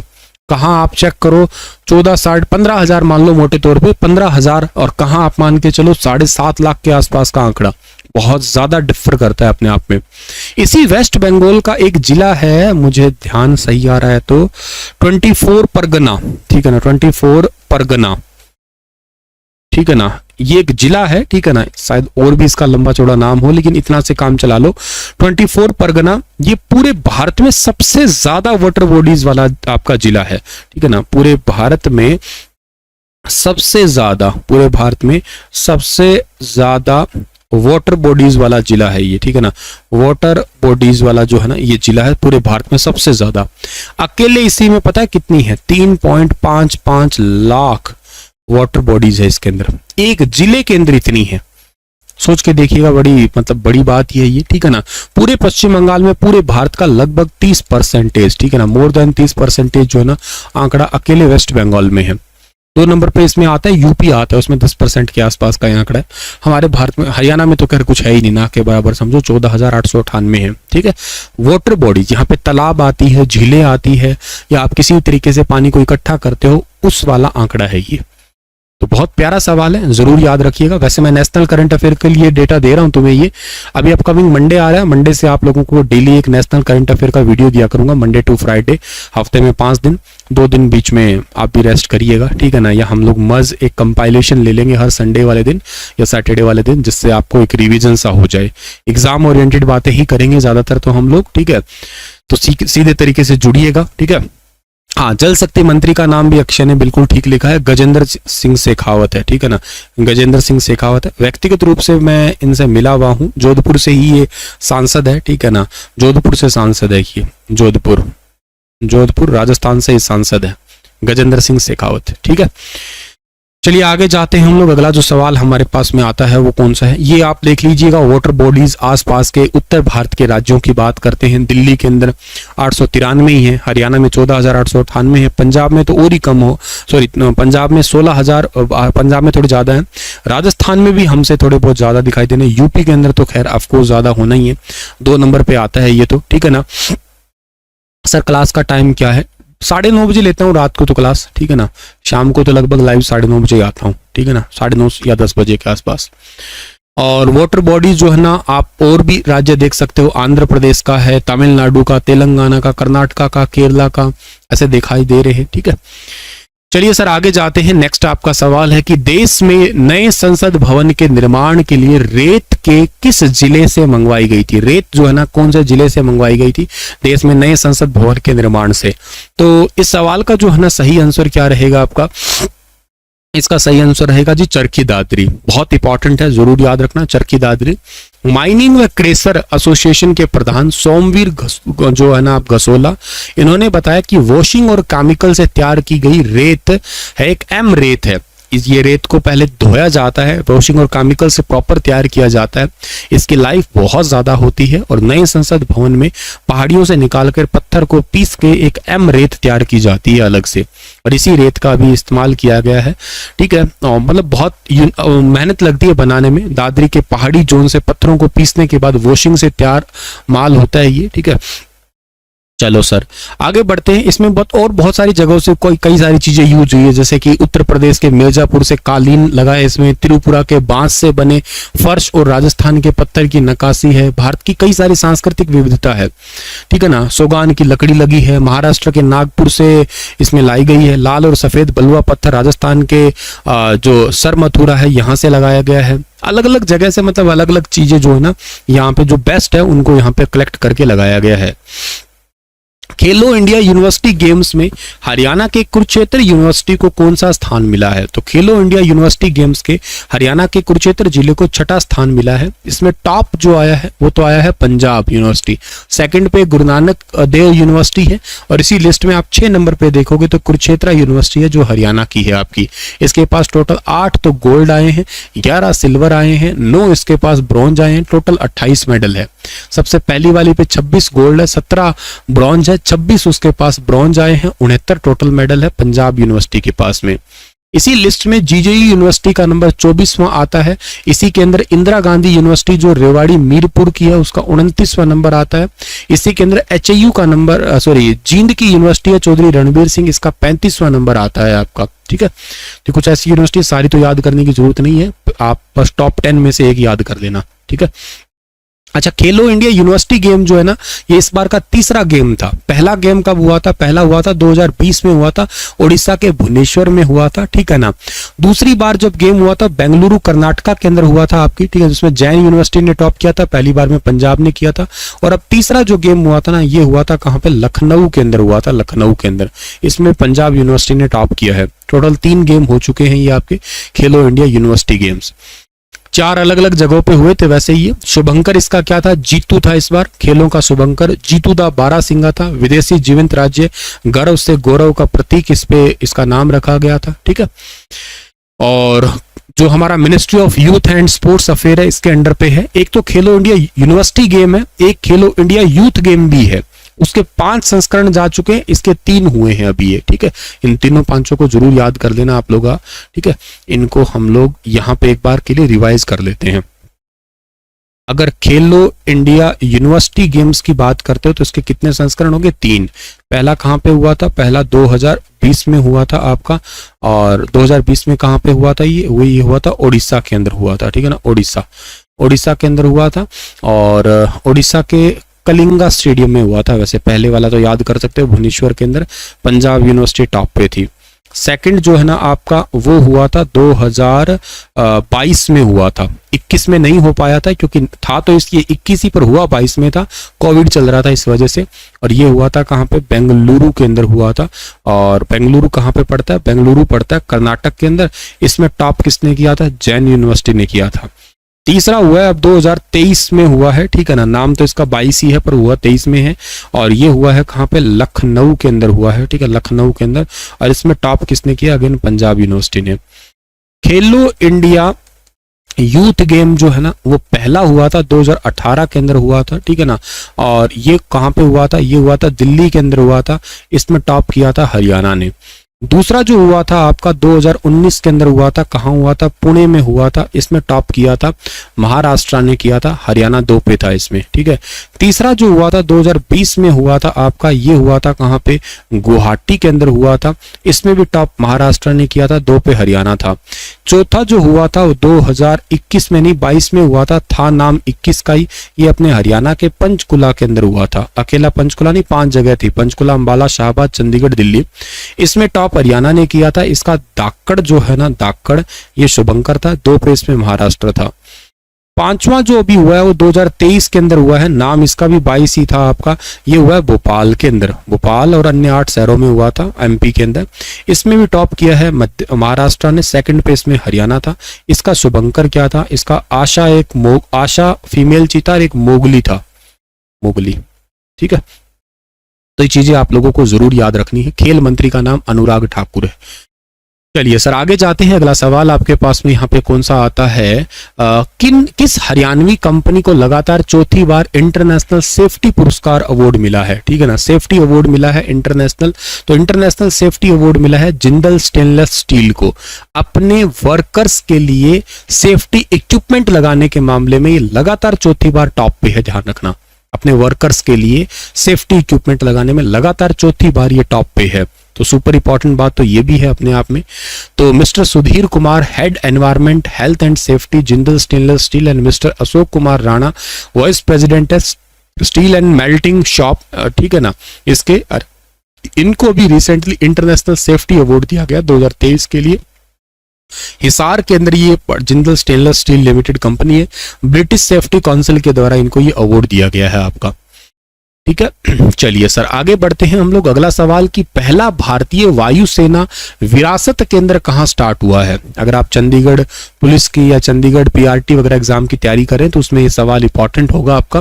पहली बार ये चंडीगढ़ के अंदर विरासत स्थल होगा आपका, सेक्टर 18 में बना है, राजनाथ सिंह ने इसका उद्घाटन किया है। वो एयर फोर्स के अंदर जितने भी आपके विमान या जो भी इक्विपमेंट कभी यूज हुए ना उन सभी को यहाँ पे प्रदर्शनी लगाई जाएगी, यहाँ पे दिखाए जाएंगे आपके, तो ये इंपॉर्टेंट है। सेक्टर 18 के अंदर ये सेटअप हुआ है, चंडीगढ़ में देश का पहला वायुसेना विरासत केंद्र खुला है आपका ये, ठीक है, सेक्टर 18 में। कौन हरियाणवी सेना के इतिहास में पहली बार आर्टिलरी रेजिमेंट तोपखाना रेजिमेंट में तैनाती पाने वाली 5 महिला अधिकारियों में से एक है। तो हरियाणा की है, ये जरूर याद करना, इनका नाम है महक सैनी, ठीक है ना। महक सैनी टोटल 5 तोपखाना रेजिमेंट में अंदर भी शामिल हुई है, ठीक है। इनमें से एक है महक सैनी, एक है लेफ्टिनेंट साक्षी दुबे, एक है लेफ्टिनेंट अदिति यादव, एक है लेफ्टिनेंट पवित्र मुदगिल। इन 5 में से महक सैनी अपने हरियाणा की है और ये अभी हाल ही में आपकी आर्टिलरी की रेजिमेंट के अंदर शामिल की गई है। तोपखाना रेजिमेंट में पहली बार किसी महिला को शामिल किया गया है, अब तक कभी भी शामिल नहीं हुई, लेकिन ये पहली बार इस रेजिमेंट के अंदर हुई है। भारतीय सेना में महिलाओं की स्थिति देखा जाए तो लगभग 9118 महिलाएं हैं जो सेना में भी काम कर रही है। 19 से मुकाबले 2020 में भारत की तीनों सेनाओं में महिलाओं की संख्या बढ़ी है, क्योंकि अब महिलाएं ऐड होने लग गई है इसके अंदर, और सबसे ज्यादा भारत में इन तीनों सेनाओं में नेवी के अंदर महिलाएं काम कर रही है, ठीक है।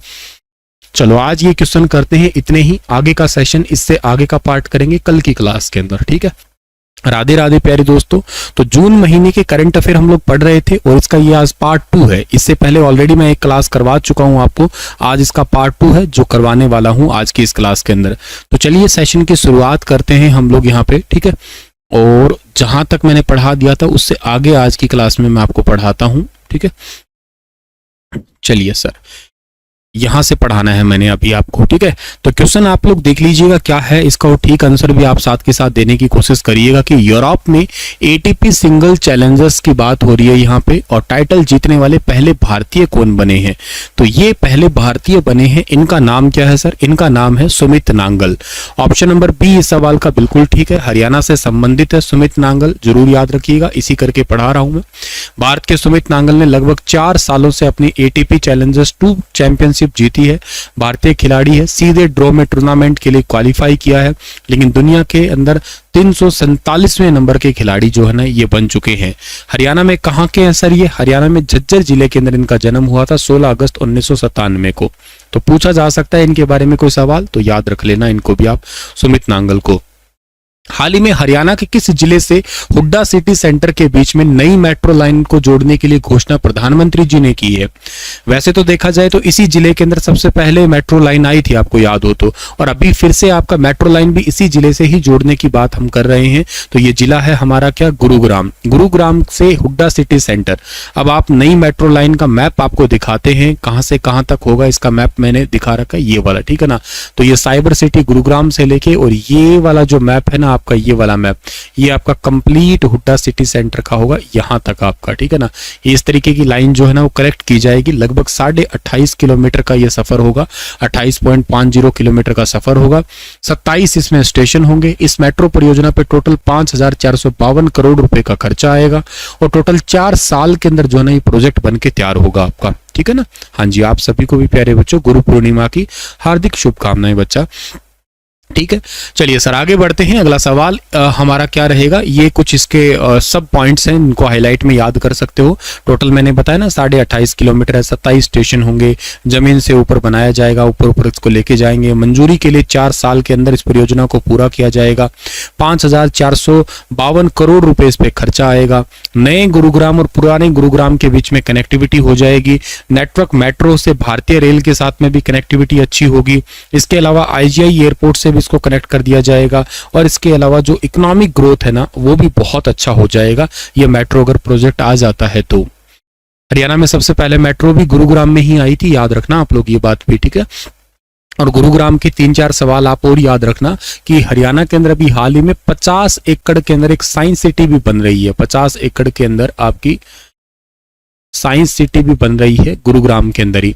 अच्छा, गुरुग्राम के अंदर ना आज और कल 3 और 4 जुलाई को, ठीक है, 3 और 4 जुलाई को G20 की एक बैठक भी हो रही है। इसका करंट अफेयर मैंने पढ़ाया भी था अभी आप लोगों को, शायद कल परसों की वीडियो के अंदर, अगर आपको याद हो तो। राधे राधे सत्यवान, ठीक है ना। चलो सर ये भी बात हुई। इसके अलावा अगली इंपॉर्टेंट बात आपको जो याद करने वाली है, यहाँ पे 50 एकड़ में साइंस सिटी है। 3-4 जुलाई को G20 की बैठक हो रही है यहाँ पे गुरुग्राम में। गुरुग्राम के अंदर ही एक आपका वर्ल्ड पीस सेंटर भी है, जिसको आप लोग विश्व शांति केंद्र के नाम से जानोगे, ठीक है ना। विश्व शांति केंद्र, विश्व शांति केंद्र अगर आप लोग उससे पूछ लिया जाए कहाँ पे, तो ये भी गुरुग्राम का ही है। तो इसको भी सुपर इंपॉर्टेंट तरीके से आप लोग जरूर याद रखना। और इसके अलावा गुरुग्राम के अंदर आपको ये याद रखना है कि इंटरनेशनल सोलर अलायंस का हेडक्वार्टर है, जिसके अध्यक्ष का नाम क्या है? जिसका अध्यक्ष का नाम है अजय माथुर, ठीक है ना, अजय माथुर है, ये भी जरूर याद रखना। हरियाणा की इन्वर्टर फ्री सिटी के अंदर भी नाम इसी जिले का ही आता है, ठीक है ना। Inverter free city, inverter free city के नाम से अगर आपसे पूछ लिया जाए तो कौन से? तो इन्वर्टर फ्री सिटी के नाम पे 2 जिले हैं। एक तो जिला है कौन सा? एक जिला है गुरुग्राम है, और दूसरा जिला कौन सा है? दूसरा जिला है आपका पंचकुला है, पंचकुला। ये 2 जिले इन्वर्टर फ्री सिटी के रूप में जाने जाते हैं हरियाणा के, ठीक है।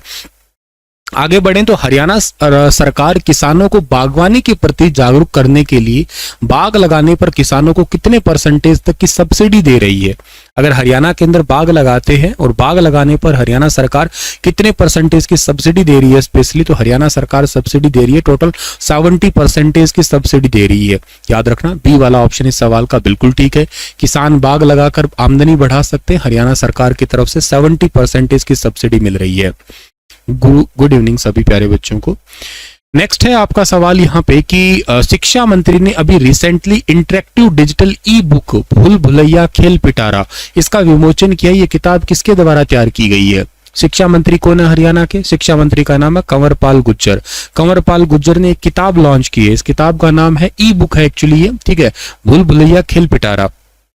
इस किताब से होगा क्या? बच्चे खेल खेल में मैथमेटिक्स और साइंस जैसी चीजें जो है ना उनकी कैलकुलेशन वगैरह सीख सकेंगे। मतलब बच्चे क्या सीधे तौर पे पढ़ना बोरिंग लगता है, लेकिन खेल खेल में पढ़ना थोड़ा सा ज्यादा इंटरेस्टिंग हो जाता है, तो खेल खेल में बच्चे जो है ना पढ़ लेंगे। इस किताब को एक्चुअली जो तैयार किया है वो किया है डॉक्टर विजय चावला जी के द्वारा। इस सवाल का ठीक आंसर जो है ना हमारा वो सी ऑप्शन सही रहेगा। सर कल क्लास क्यों नहीं हुई थी? कल क्लास डियर लाइव सेशन जा नहीं पा रहा था, सर्वर एरर था, उसी वजह से ही आज सुबह के करंट अफेयर भी लेट हुए थे आपके, और आज सुबह मैं नेशनल करंट अफेयर भी डालने वाला था, वो भी नहीं हो पाए थे। लेकिन मैं आपको अभी के लिए यहाँ बता देता हूँ, कल सुबह 5 बजे की क्लास है, वो तो आपको मिल जाएगी। अब से हम लोग जो है ना हर रोज सुबह 9 बजे, Monday to Friday most probably, ठीक है ना, सुबह 9 बजे हम लोग नेशनल इंटरनेशनल करंट अफेयर भी करेंगे, और वो लाइव आके मैं करवाऊंगा आपको, ठीक है ना। डेली हर रोज सुबह 9 बजे लाइव आऊंगा आपके आगे में। एक फिक्स टाइम रखते हैं हम लोग सुबह 9 बजे का, जिसमें नेशनल और इंटरनेशनल करंट अफेयर पूरी डिटेल से, एग्जाम ओरिएंटेड सवाल, जिस तरीके से आपको क्लास में ही चीजें याद हो जाएं उसी लेवल के ही क्वेश्चन करवाऊंगा आपको मैं। तो वो हम लोग कल सुबह ही करेंगे, ठीक है ना। कल सुबह 9 बजे से स्टार्ट कर रहा हूं मैं इस सेशन को, तो आप लोग सभी आ जाइएगा, जुड़ जाइएगा, और नित्य नियम अपना एक टाइम भी फिक्स कर लीजिएगा, पढ़ने का टाइम स्लॉट फिक्स कर सकते हो आप लोग, ठीक है ना। इसको हालांकि मैं थोड़ा जल्दी भी कर सकता हूँ, पर इससे पहले मेरे थोड़े स्लॉट्स बुक है, अदरवाइज तो मैं इसको जल्दी भी कर देता, कोई दिक्कत वाली बात नहीं है। मेरे स्लॉट बुक है तो मैं कर नहीं पाऊंगा, इसी स्लॉट के साथ में मैं आपको पढ़ा पाऊंगा, ठीक है। चलिए खैर आगे बढ़ते हैं हम लोग, और भूल भुलैया खेल पिटारा का विमोचन किया आरोही आदर्श वरिष्ठ माध्यमिक विद्यालय गयोंग कैथल में। ये हिंदी के प्राध्यापक है, इसको जरूर याद रखिएगा आप लोग, ठीक है ना। हाँ जी, गुरु पूर्णिमा की बहुत बहुत शुभकामनाएं आप सभी प्यारे बच्चों को भी। आगे बढ़ते हैं, नई शिक्षा नीति के तहत कोर्स स्टार्ट करने वाला हरियाणा का पहला यूनिवर्सिटी कौन सा होगा? देखो क्या न्यू एजुकेशन पॉलिसी को अपनाया है, पर बात ये है इंपॉर्टेंट यहाँ पे कि न्यू जो एजुकेशन पॉलिसी है उसके अंडर जो है ना नया कोर्स स्टार्ट जो किया है ना, वो किया है जीजेयू यूनिवर्सिटी ने, गुरु Jambheshwar university of science and technology. ये गुरु जम्बेश्वर भगवान का फोटो भी लगा हुआ है, और ये हैं इस यूनिवर्सिटी के नए वीसी, जिनका नाम क्या है? जिनका नाम है नरसी राम बिश्नोई, ठीक है ना, नरसी राम बिश्नोई। नरसी राम बिश्नोई जो है ना इस यूनिवर्सिटी के नए वीसी बने हैं अभी हाल ही में। ये यूनिवर्सिटी कब सेटअप हुई थी? ये यूनिवर्सिटी सेटअप हुई थी 20 अक्टूबर 1995 को सेटअप हुई थी। चौधरी भजनलाल जी ने जो है ना इसकी नींव रखी थी, ये भी जरूर याद रखना जी आप लोग। अगला सवाल हमारे पास में कि हरियाणा के अंदर HKRNL enterprise portal, HKRNL portal, daily video में मैंने इनको थोड़ा ज्यादा डिटेल से पढ़ा रखा है, अभी तो मंथली कंपाइलेशन में आपको मैं मोटे तौर पे इन क्वेश्चनों को रिवाइज ही करवा रहा हूं। तो HKRNL एंटरप्राइज पोर्टल जो हरियाणा के अंदर लॉन्च किया है, ये किया मनोहर लाल जी ने। ये पोर्टल आप लोग सभी जानते होंगे, बहुत अच्छे तरीके से ऑनलाइन पोर्टल है, इससे आप लोग जॉब वगैरह ले सकते हैं। प्राइवेट सेक्टर में 12,000 से 30,000 रुपए तक की सैलरी होगी। विदेशों में भी युवा लोग जो है ना नौकरी के लिए अप्लाई कर सकेंगे, और इस साल जो है ना 1 लाख युवाओं को नौकरी देने का इसके तहत टारगेट रखा है। अच्छा, गुरुग्राम की कनेक्टिविटी तो पहले पढ़ा दी है। हाल ही में हरियाणा सरकार ने कितने सालों के लिए जल संसाधन कार्य योजना का अनावरण किया है? तो हरियाणा सरकार ने आने वाले 2 सालों के लिए जल संसाधन योजना का स्टार्ट किया है, यूं कहिएगा कार्य योजना 2023 से 25 तक का अनावरण किया है। 9 जून 2023 को हरियाणा के चंडीगढ़ सेक्टर 3 से जो है इसको लॉन्च किया है। क्यों किया है? पानी के अंतर को 49.7% कर कम करने का, जल संरक्षण का प्राप्त करना, मतलब पानी को बचाना। सिंपल सा उद्देश्य यही है कि जल संरक्षण कर पाए हम लोग। जल संरक्षण कैसे कर पाएंगे? हम लोग कर पाएंगे कुछ ऐसी फसलें उगाएंगे जिससे हम लोग पानी बचा पाएं, जैसे चावल की बजाय अन्य फसल लगाएं। इसके अलावा हम लोग जो ना जो पानी वैसे वेस्ट बहता रहता है उसको रोकेंगे। मतलब ये लोगों को जन जागृति अभियान के तहत ही हम पानी बचा सकते हैं ये। इसके अलावा जो है ना जितने भी विभाग हैं उनके द्वारा 2-2 साल की योजनाएं तैयार की जाएगी। इसके अलावा जो है ना हरियाणा के अंदर ये रीयूज रिसाइकल वाले मेथड अपनाए जाएंगे। पानी को ज्यादा वेस्ट ना, लोगों की भागीदारी हो सकती है इसमें, तो और कुछ नहीं है। अभी मैंने कल ही के दिन में क्वेश्चन पढ़ाया होगा आप लोगों को कि वाटर बॉडीज का अभी रिसेंटली सर्वे किया गया था। तो वाटर बॉडीज के मामले में पूरे भारत के अंदर सबसे ज्यादा वाटर बॉडीज जो है ना वो कौन से स्टेट के अंदर है? वो है आपके वेस्ट बंगाल के अंदर है। लगभग 7.42 लाख के आसपास जो है ना वाटर बॉडीज है। और इसमें भी एक डिस्ट्रिक्ट है जिसका नाम है साउथ 24 परगना। साउथ 24 परगना नाम का एक जिला है। यहाँ अकेले इस एक ही जिले के अंदर 3.55 लाख वाटर बॉडीज है। हरियाणा के अंदर तो लगभग 15,000 ही थे, 14,898 ही वाटर बॉडीज है। लेकिन भारत में सबसे ज्यादा वाटर बॉडीज है वेस्ट बंगाल में, और 7.42 लाख। कितना ज्यादा आंकड़ा होता है? अकेले एक जिले में ही साउथ 24 परगना में 3.5 लाख से ज्यादा वाटर बॉडीज है।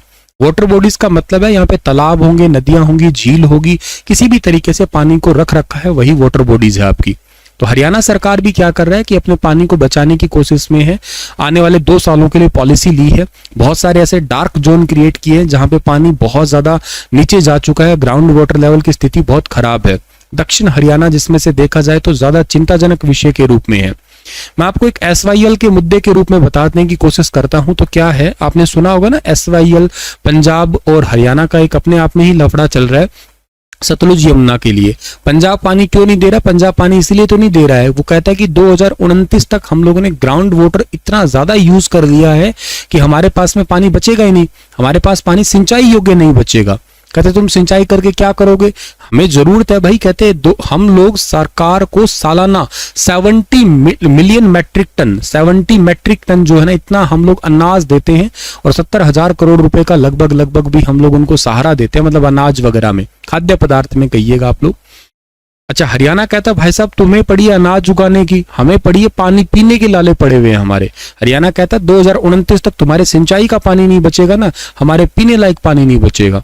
हरियाणा पीने लायक पानी को मांग रहा है, वो पानी सिंचाई के लिए मांग रहे हैं।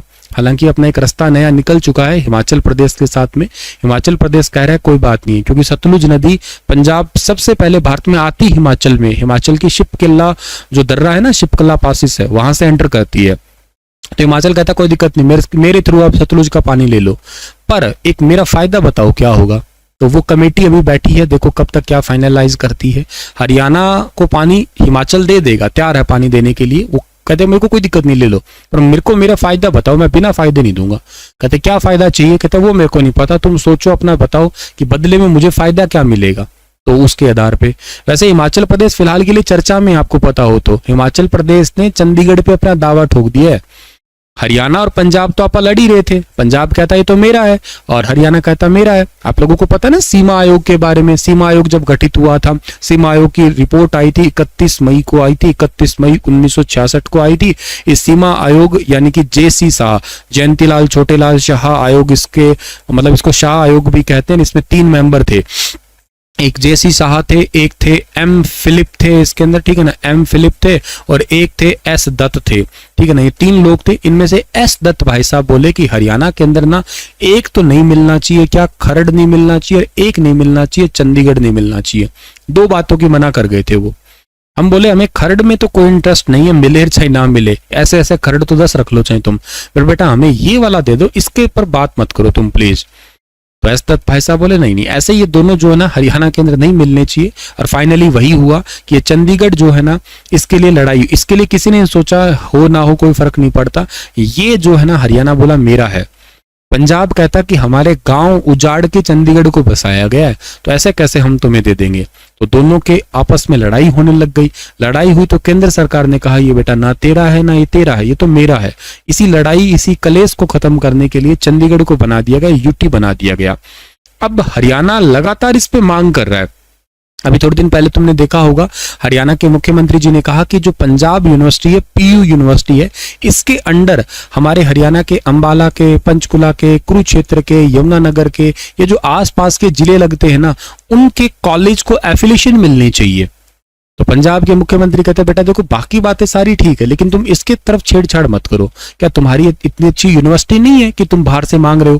कहते नहीं, यूनिवर्सिटी वाली बात नहीं है, बात यूं है कि हम लोग यहाँ पे थोड़ा इंटरफेयर रहेगा तो ये हमारा जैसा महसूस होता रहेगा, वरना तुम कल को कब्जा कर लोगे तो, इसलिए हम चाहते हैं एफिलिएशन। हालांकि पंजाब के जो राज्यपाल है, चंडीगढ़ के जो एडम है, उन्होंने तो कह दिया, कहते कोई दिक्कत नहीं, हाँ भी मिलना चाहिए।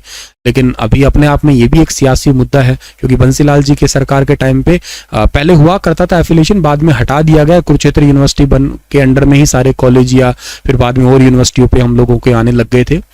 अच्छा, अब हिमाचल पता क्या कहता है? कहते ठीक है बेटा, तुम हरियाणा वाले हो ही तुम्हारा तो, और पंजाब का तो ठीक है, तुम दोनों है, दोनों का ही नहीं, पर राजधानी है दोनों की ये। हिमाचल कहता लगभग 7.5% मेरा भी है ये। कहते तू कहां से आ गया बीच में? है मेरा, ऑफिशियल डॉक्यूमेंट है। कहते मैं दिखाऊंगा। कहते दिखा, कहते दिखाएंगे, टेंशन ना लो।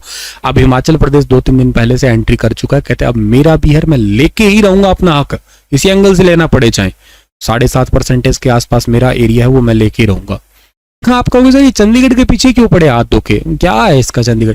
तो देखो, जब भी चंडीगढ़ का नाम आता है ना, तो एक तो चौड़ी चौड़ी सड़कें, साफ सफाई, हरी भरी हरियाली, व्यवस्था, करप्शन कम दिखेगा, पॉल्यूशन भी कम दिखेगा, लोग भी पढ़े लिखे, बड़े ही मैनेजेबल, संस्कारी, अच्छे लोग। ऐसे नहीं है कि वहाँ पे कुल्फी चूस के कहीं पे भी फेंक दिया कचरा। अपने आप पे पढ़े लिखे लोग डस्टबिन का यूज करते दिखाई देंगे तुम्हें। मतलब ठीक ठाक तरीके से सभी लोग सेंसिबल है, एक जन भागीदारी से सारा काम हो सकता है देखा जाए तो, ठीक है ना। तो उस मामले में ये है, तो अभी फिलहाल के लिए ऐसा है। बाकी तो देखो खैर प्रैक्टिकल, बाकी आप भी जाते ही हो चंडीगढ़, प्रैक्टिकली थोड़ा सा बाकी शहरों से अलग लगता है ये। पूरे भारत में उत्तर भारत का सबसे साफ शहर वही नजर आता है उत्तर भारत में, ठीक है ना। तो इसके लिए है, आगे देखो क्या फाइनल कंक्लूजन निकलता है इस बात का। तो हाल ही में पिछले 1 साल में हरियाणा में कैश निकासी में कितने परसेंटेज की ग्रोथ देखी गई है? कैश निकासी की जो है ना वो ग्रोथ देखी गई है 0.7% की, ना के बराबर है। हरियाणा वाले कैश को छोड़ के फिलहाल के लिए जो बात कर रहे हैं वो ऑनलाइन गूगल पे, फोन पे ट्रांसफर हो गए हैं, ऐसा लग रहा है, ठीक है ना। धीरे धीरे जो है ना वो आपका ट्रांसफर हो ही रहे, लेकिन इस मामले में पंजाब बड़ा आगे है, ठीक है ना। इस मामले में अगर टॉप 3 राज्यों की बात कर रहा था ना, मैं इनकी बात करता हूं, पड़ोसियों की। पंजाब जो है ना उसका लगभग 6.5% का ग्रोथ हुआ। पंजाब को चाहिए पैसा, कैश के मामले में चाहिए, ठीक है ना। हरियाणा का ग्रोथ तो 0.7% का ही है। 2022 का आंकड़ा 1.3 था और 2023 का आंकड़ा 1.4% में हुआ, करोड़ों के रुपए में हुआ ये, ठीक है ना। एटीएम से निकालने है ना, ये आंकड़ा कैसे निकालते हैं, एटीएम से कौन कितना पैसा निकाल के ला रहा है उसके मामले में है ये आपका डियर, ठीक है ना। अच्छा, इसके बाद में है कि हिमाचल प्रदेश का है 1.7, पहले था 1.21 का, तो इनका भी ग्रोथ है काफी अच्छा। हरियाणा से तो काफी अच्छा ही है, 3.3 है। तो खैर ये आंकड़ा है आपका, और हरियाणा का ग्रोथ आप याद कर लीजिएगा, पड़ोसियों का भी याद कर सकते हो। वैसे पूरे भारत में भी पंजाब टॉप पे ही है सबसे ज्यादा कैश निकालने के मामले में। हाल ही में रोहतक जिले के कितने स्कूलों का सिलेक्शन पीएम श्री योजना के तहत हुआ? ये बड़ी इंपॉर्टेंट योजना, ध्यान रखना आप लोग। रोहतक जिले के 4 स्कूलों का जो है ना पीएम श्री स्कूल योजना के तहत हुआ है। 2 करोड़ 28 लाख की बजट की डिमांड केंद्र सरकार को जो है ना भेज दी गई है। और शहीद कैप्टन शर्मा राजकीय कन्या महाविद्यालय, ऐसे राजकीय कन्या माध्यमिक विद्यालय, ऐसे स्कूलों का सिलेक्शन हुआ है। आप सभी को ये पता है कि इस योजना के तहत जितने भी स्कूल है इसमें new technology, smart classroom, art and culture के लिए रूम होगा, डिजिटल बोर्ड लग जाएगा, इनके लिए स्पोर्ट्स के लिए अलग से इक्विपमेंट आ जाएंगे, इंटरनेट की कनेक्टिविटी आ जाएगी, मॉडर्न लेबोरेटरी बन जाएगी साइंस वगैरह के लिए। तो यही आपकी न्यू एजुकेशन पॉलिसी है। मतलब आप सीधे तौर से यूं देख सकते हो कि आप सरकारी स्कूल में पढ़ते हो, तो सरकारी स्कूल में ऐसा है कि सरकारी स्कूल में फीस बहुत कम है, पर फीस कम है तो फैसिलिटी भी ना के बराबर है। प्राइवेट स्कूल में फैसिलिटी बहुत है पर फीस बहुत ज्यादा है।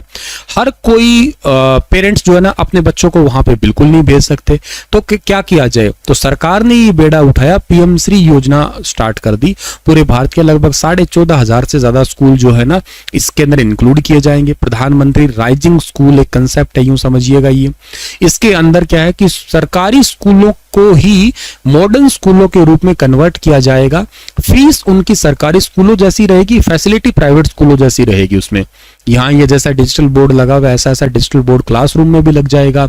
बच्चों के लिए आर्ट एंड कल्चर की लैब अलग होगी, लाइक जैसे आर्ट एंड कल्चर में हारमोनियम है या ड्रम सेट है, जो भी म्यूजिक के इंस्ट्रूमेंट है वो भी सिखाए जाएंगे। स्पोर्ट्स के लिए सारे इक्विपमेंट रहेंगे।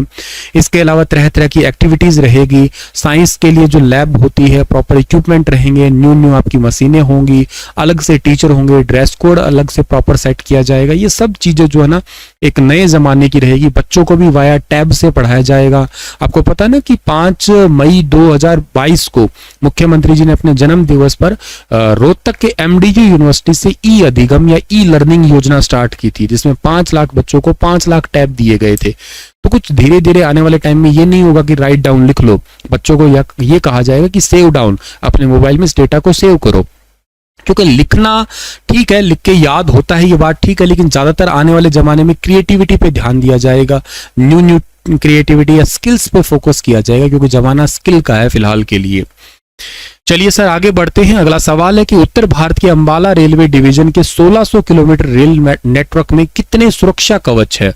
सुरक्षा कवच कितने हैं? यह सवाल तब उठा था जब ओडिशा के अंदर एक रेल दुर्घटना होती है उस दौरान, ठीक है ना। ओडिशा के जो रेल दुर्घटना उस दौरान ये सवाल उठा कि एक रेल सुरक्षा कवच अंबाला मंडल में कितने हैं। तो एक्चुअली सवाल का आंसर है इनमें से कोई नहीं। इसका मतलब ये है कि 0, कुछ भी सुरक्षा कवच नहीं है। अब सर ये सुरक्षा कवच एक्चुअली होते क्या है? आपने कभी एक कवच नाम का प्रोजेक्ट सुना होगा। कवच नाम का प्रोजेक्ट ये ज्यादा पॉपुलर होता है पिछले बजट में। पिछले बजट का मतलब है 2022-23 का जो बजट आया था ना, उसमें केंद्रीय मंत्री निर्मला सीतारमण जी ने कहा था कि भारत को आने वाले सालों में 2000 किलोमीटर जो है ना वो अंडर कवच प्रोजेक्ट के ऐड किया जाएगा। इसका सक्सेसफुल ट्रायल होता है भारत के एक शहर में जिसका नाम है हैदराबाद। और इसका सक्सेसफुल ट्रायल लेने वाले कौन थे? इसका सक्सेसफुल ट्रायल खुद रेल मंत्री जी ने लिया था, अश्विनी वैष्णव जी ने लिया था, खुद वो ट्रेन में बैठे थे। इसके अंदर कुछ था ऐसा कंसेप्ट कि आपका एक ट्रैक है। ये अक्सर क्या होता है देखने को ये मिलता है कि एक ही ट्रैक के ऊपर कई बार सिग्नल या तो इग्नोरेंस करने की वजह से कहिएगा या हो सकता है कोई और भी प्रकार के कारण हो या कोई जानबूझ के छेड़खानी कर दे सिग्नल्स के साथ में, कुछ भी हो सकता है। तो कई बार एक ही पटरी पे दो ट्रेन आ जाती है, ठीक है। तो एक ही पटरी पे दो ट्रेन आएगी तो जाहिर सी बात है सामने सामने टक्कर खाएगी, दोनों में एक्सीडेंट होगा और वहां पे आपको पता ही है कि हाल बहुत खराब होगा। इस कंडीशन के अंदर जो है ना अब क्या होगा कि ये पटरी है, इस पटरी के ऊपर जो है ना आमने सामने मान लेते हैं कि दो ट्रेन अगर आ जाती है तो ये ऑटोमेटिक ब्रेकिंग लगने वाला सिस्टम है आपका, ऑटोमेटिक ब्रेकिंग सिस्टम वाला ये कंसेप्ट है रेलवे कवच। ऐसा हो सकता है, देखो कैसे हो सकता है, ये ट्रायल लिया गया तब 100% इसकी एक्यूरेसी थी, 1-2% नहीं 100% एक्यूरेसी थी। जहां ब्रेक लगने चाहिए थे वहां लगे थे। लाइव इसका वीडियो वगैरह तुमने देखा होगा, फेसबुक पे बहुत वायरल भी हुआ था। अच्छा सर, इसके अलावा जो है ना ये काम किस पे करेगा? ये जीपीएस तो होगा ही होगा, ग्लोबल पोजिशनिंग सिस्टम, प्लस में आरएफआईडी टेक्निक भी इसके अंदर होगी, आपकी रेडियो फ्रिक्वेंसी आइडेंटिफिकेशन टेक्निक, उसके तहत जो है ना इसको कंट्रोल किया जा सकेगा। तो ये होना बहुत जरूरी है देखा जाए तो लेकिन उत्तर भारत का एक अंबाला रेलवे मंडल, ये इतनी सी लाइन में भी एक टीजीटी के पेपर में क्वेश्चन आया था, अगर आपको याद हो तो क्वेश्चन पूछ रखा था उत्तर भारत का रेलवे का हेडक्वार्टर कहां पे। एक्चुअली उनका हरियाणा पर्सपेक्टिव पूछना था तो उसका आंसर था अंबाला। ये क्वेश्चन आपने अगर देखा हो तो 14-15 मई का जो पेपर हुआ था ना, आई थिंक टीजीटी का, उस पेपर में क्वेश्चन था ये वाला। और इसके आगे है कि 1600 किलोमीटर इसके अंदर पड़ता है, तो उसमें एक भी सुरक्षा कवच नहीं है फिलहाल के लिए। अच्छा, इसके अंदर एक बात याद रखना आप लोग कि अंबाला रेलवे मंडल में ना कालका स्टेशन आता है, ठीक है ना, कालका से लेके शिमला का जो आपका टॉय ट्रेन का रूट है ना वो भी इसके अंडर आता है। और पहले यहाँ पे एक भारत की पहली हाइड्रोजन ट्रेन चलनी थी, लेकिन अब वो शिफ्टिंग होती नजर आ रही है और अब उसका रूट जो है ना नया डिसाइड किया गया। भारत की पहली वो ट्रेन जो है ना वो मैंने आपको शायद पिछली क्लास में बताया था, जींद से सोनीपत के बीच में चलाई जाएगी। इस साल के एंड में ये प्रोजेक्ट भी कंप्लीट कर देंगे और अगली साल 2024 मार्च तक इसको चला भी देंगे। इसी सरकार के रहते रहते हो सकता है इसके बलबूते कुछ वोट वगैरह भी मिल जाए, ठीक है ना। तो कारण तो पता ही है आप लोगों को। खैर आगे बढ़ते हैं हम लोग। और वैसे पता है क्या, ट्रेन को चेंज करने के लिए ये ऐसे मैनुअल बूथ बने होते हैं सिग्नल चेक करने के लिए, ट्रेन की मैनुअल जांच के लिए ऐसे बूथ बने होते हैं, कौन सी लाइन पे जाएंगे, किस तरफ जाएंगे, ये वाले, ठीक है। चलिए सर आगे बढ़ते हैं। अगला सवाल हमारे पास में क्या है कि हरियाणा में ऑफ ग्रिड सोलर पंप की स्थापना से प्रदेश में 53,000 सोलर पंपों से हर साल कितने करोड़ यूनिट बिजली की बचत हो रही है? ये टोटल 29.50 करोड़ की बचत हो रही है हरियाणा के अंदर। मैं आपको बता देता हूं कि ये सोलर पंप वाला शायद तुमने हो सकता है ये वीडियो देखा होगा मेरा, ठीक है ना।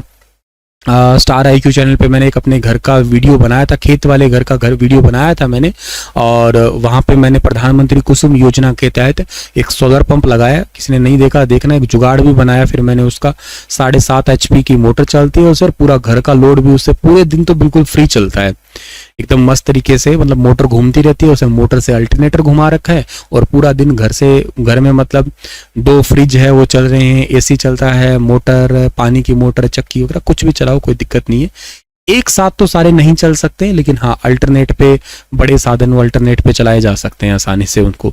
तो प्रधानमंत्री कुसुम योजना बड़ी इंपॉर्टेंट योजना है ये। इसमें क्या है कि 1 किलोवाट से 10 किलोवाट के बीच में जो है ना वो सरकार प्लांट देती है, ये सब्सिडी पे देती है, 75% सब्सिडी पे ये है योजना। और इसमें 45% हरियाणा सरकार सब्सिडी देती है, 30% केंद्र सरकार देती है, तो टोटल ये 75% की सब्सिडी मिल जाती है तकरीबन आपकी, ठीक है ना। चलिए, हाल ही में वन विभाग ने कितने करोड़ पौधे लगाने का टारगेट रखा है? तो वन विभाग ने अभी हाल ही के अंदर जो है ना वो आपका पौधे लगाने का टारगेट रखा है 2.25 करोड़ का, ठीक है ना। यानी कि ऑप्शन नंबर जो है ना ए ठीक रहेगा इस सवाल का हमारा। पर्यावरण मंत्री जो है ना बरसात में वन विभाग के द्वारा 2.25 करोड़ पौधे लगाने का टारगेट रखा है। आपको मैं यहाँ से 2-3 क्वेश्चन बताता हूँ, अगर आपको याद हो पाए तो।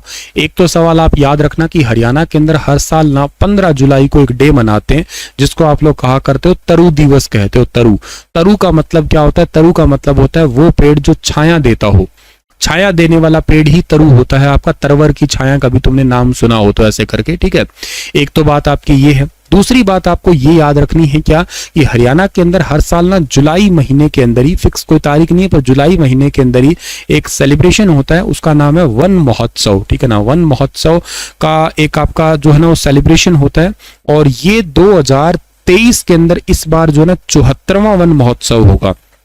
इससे पहले कहाँ होगा, क्या होगा, इसके अभी तक लिए कोई जानकारी अभी तक के लिए है नहीं इसकी, लेकिन मैं आपको पिछले 2 बता देता हूँ। 73वां वन महोत्सव जो हुआ था ना वो यमुनानगर का था और इसके अंदर जो है ना टोटल 3 करोड़ पौधे लगाने का टारगेट था। उनको पंचवटी के नाम से लगाया गया था, हरियाणा में पंचवटी के नाम से। और इसी वजह से 2021 को जो है ना 21 में था ये, 2021 को ऑक्सी वन वर्ष भी कहा था हरियाणा में, ऑक्सी वन वर्ष भी हरियाणा में कहा गया था। मतलब इतने सारे पेड़ होंगे तो अपने आप में बहुत बड़ी इंपॉर्टेंट सी बात है ये डियर, ठीक है ना। अच्छा, इसके बाद में 74वां वन महोत्सव जो है ना, सॉरी 73वां तो हो गया, नहीं माफ करना, 73वां नहीं है, 72वां था।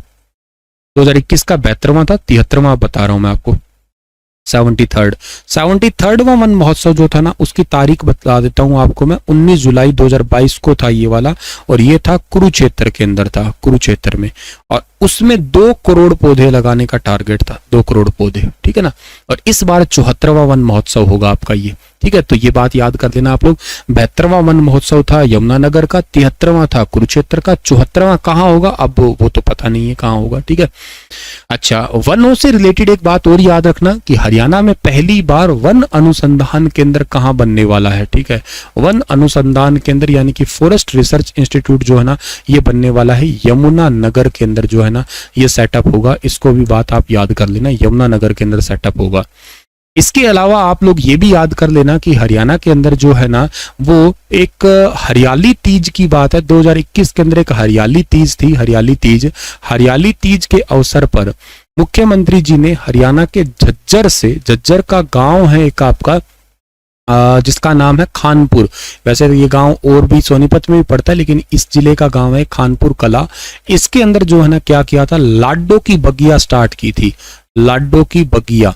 अब ये लाडो की बगिया क्या है, इसमें 500 बेटियों से 500 पौधे लगवाए थे इन्होंने। तो ये भी एक टाइप की योजना ही कह लीजिएगा आप लोग। इसके अलावा और भी अगर आप बात याद करना चाहो यहाँ पे वनों से रिलेटेड तो एक पौधशाला मोबाइल एप्लीकेशन है जिसके तहत सरकारी नर्सरी से फ्री में पौधे लिए जा सकते हैं। एक पौधगिरी अभियान है 2018-19-20 से चल रहा है वो आपका। और इस अभियान के तहत सरकारी स्कूल के जो बच्चे पढ़ रहे हैं उनको इस अभियान के तहत अगर वो पौधे लगाते हैं, पौधों की देखभाल करते हैं तो उनको 50 रुपए और कुछ असेसमेंट के मार्क्स वगैरह भी दिए जाते हैं सरकार के द्वारा, ठीक है। पर्यावरण मंत्री तो कंवरपाल जी है, ये आपको ये तो पता होना ही चाहिए। अगला है हमारा सवाल क्या कि हाल ही में आयोजित हुए राष्ट्रीय ताइक्वांडो प्रतियोगिता में हरियाणा ने कितने पदक अपने नाम किए हैं। ताइक्वांडो प्रतियोगिता के अंदर जो है ना वो टोटल आपका नाम जो किए हैं वो किए हैं टोटल 7 पदक अपने नाम किए हैं हरियाणा के द्वारा। हरियाणा के किस स्कूल में हरियाणा के किस जिले में सूरजमुखी के तेल निकालने का कारखाना लगेगा। सूरजमुखी का तेल जो हार्ट पेशेंट होते हैं ना उनके लिए बहुत अच्छा बताते हैं सूरजमुखी का तेल। तो सूरजमुखी के तेल निकालने का कारखाना लगेगा कुरुक्षेत्र के अंदर लगेगा। ऑप्शन नंबर बी इस सवाल का ठीक है। कुरुक्षेत्र में सूरजमुखी का तेल निकालने का कारखाना होगा। 20,000 मैट्रिक टन इसकी कैपेसिटी होगी। गन्नौर खंड में सब्जी उत्पादकों को 3 सालों के लिए 5,000 रुपए प्रति एकड़ की सब्सिडी भी दी जाएगी। इसके लिए ये किसानों के लिए जो ना घोषणा की गई मुख्यमंत्री जी के द्वारा। इसके अलावा जूनियर हॉकी एशिया कप 2023 है, उसमें अभी रिसेंटली भारत ने ही पदक जीता है। एक्चुअली इसमें हरियाणा की 2 बेटियां थी, आगे वो सवाल है पढ़ाऊंगा मैं आपको, ठीक है। और ये 2 बेटियां थी हरियाणा की जिसमें से कैप्टन तो याद कर देना सोनीपत की रहने वाली ये बेटी थी प्रीति, याद करना प्रीति थी ये। एक मंजू थी सोनीपत की। हरियाणा की 2 बेटियां थी, जरूर याद कर देना है आप लोगों को यहां से, ठीक है। अगला सवाल आपका क्या है जी यहाँ पे कि हरियाणा के सोनीपत के गन्नौर में कितने एकड़ में अंतर्राष्ट्रीय बागवानी मंडी बनाई जाएगी? तो अंतर्राष्ट्रीय बागवानी मंडी बनाई जाएगी टोटल 544 एकड़ के अंदर बनाई जाएगी जी ये। और ये कौन से देश की तर्ज पे बन रही है? ये बन रही है पेरिस की तर्ज, मतलब फ्रांस है, फ्रांस का शहर है पेरिस, फ्रांस की राजधानी भी है, जहां पे 2024 के आप लोग ओलंपिक भी देखने वाले हो, इसी जगह पे ही होंगे वो आपके, ठीक है।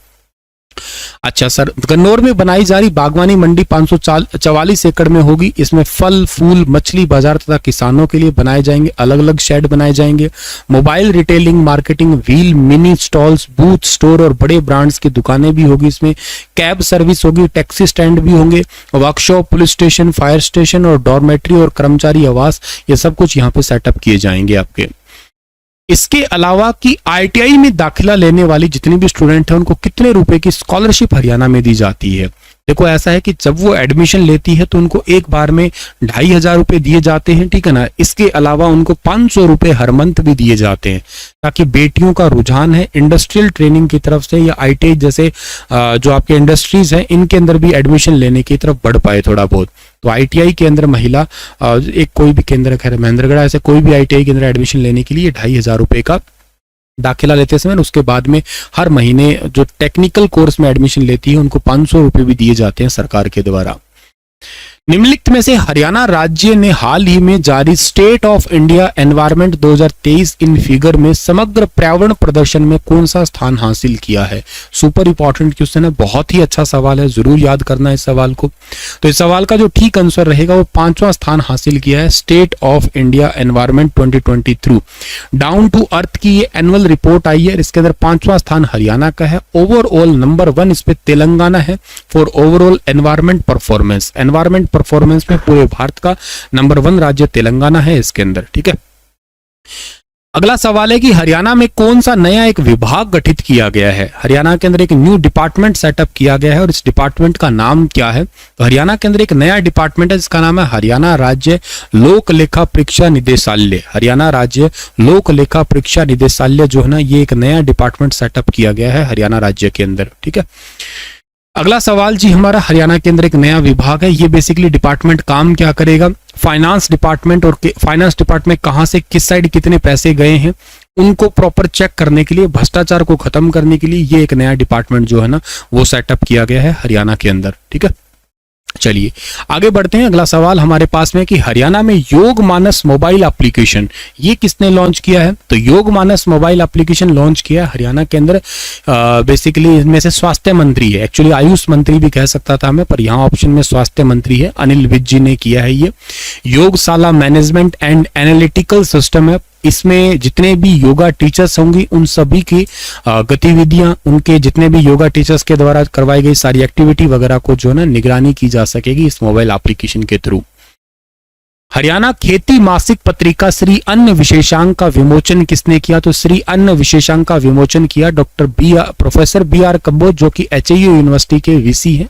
इन्होंने एक नई मैगजीन का विमोचन किया है जो कि एचयू के वीसी हैं, 2023 की ये मैगजीन, जिसमें तरह तरह की फसल है, जिसमें जवार, बाजरा, रागी, कंगनी, सावक, छोटी कंगनी, कुटकी, ये सारे के सारे मोटे अनाज है। मोटे अनाज का रख रखाव, इनसे खाने से क्या बेनिफिट मिलता है, इनके अंदर क्या चीजें आपको हेल्थ के लिए अच्छी रहती है, जैसे इसमें बीटा कैरोटीन, विटामिन, खनिज वगैरह सब होते हैं जो गर्भवती महिलाओं के लिए अच्छे होते हैं।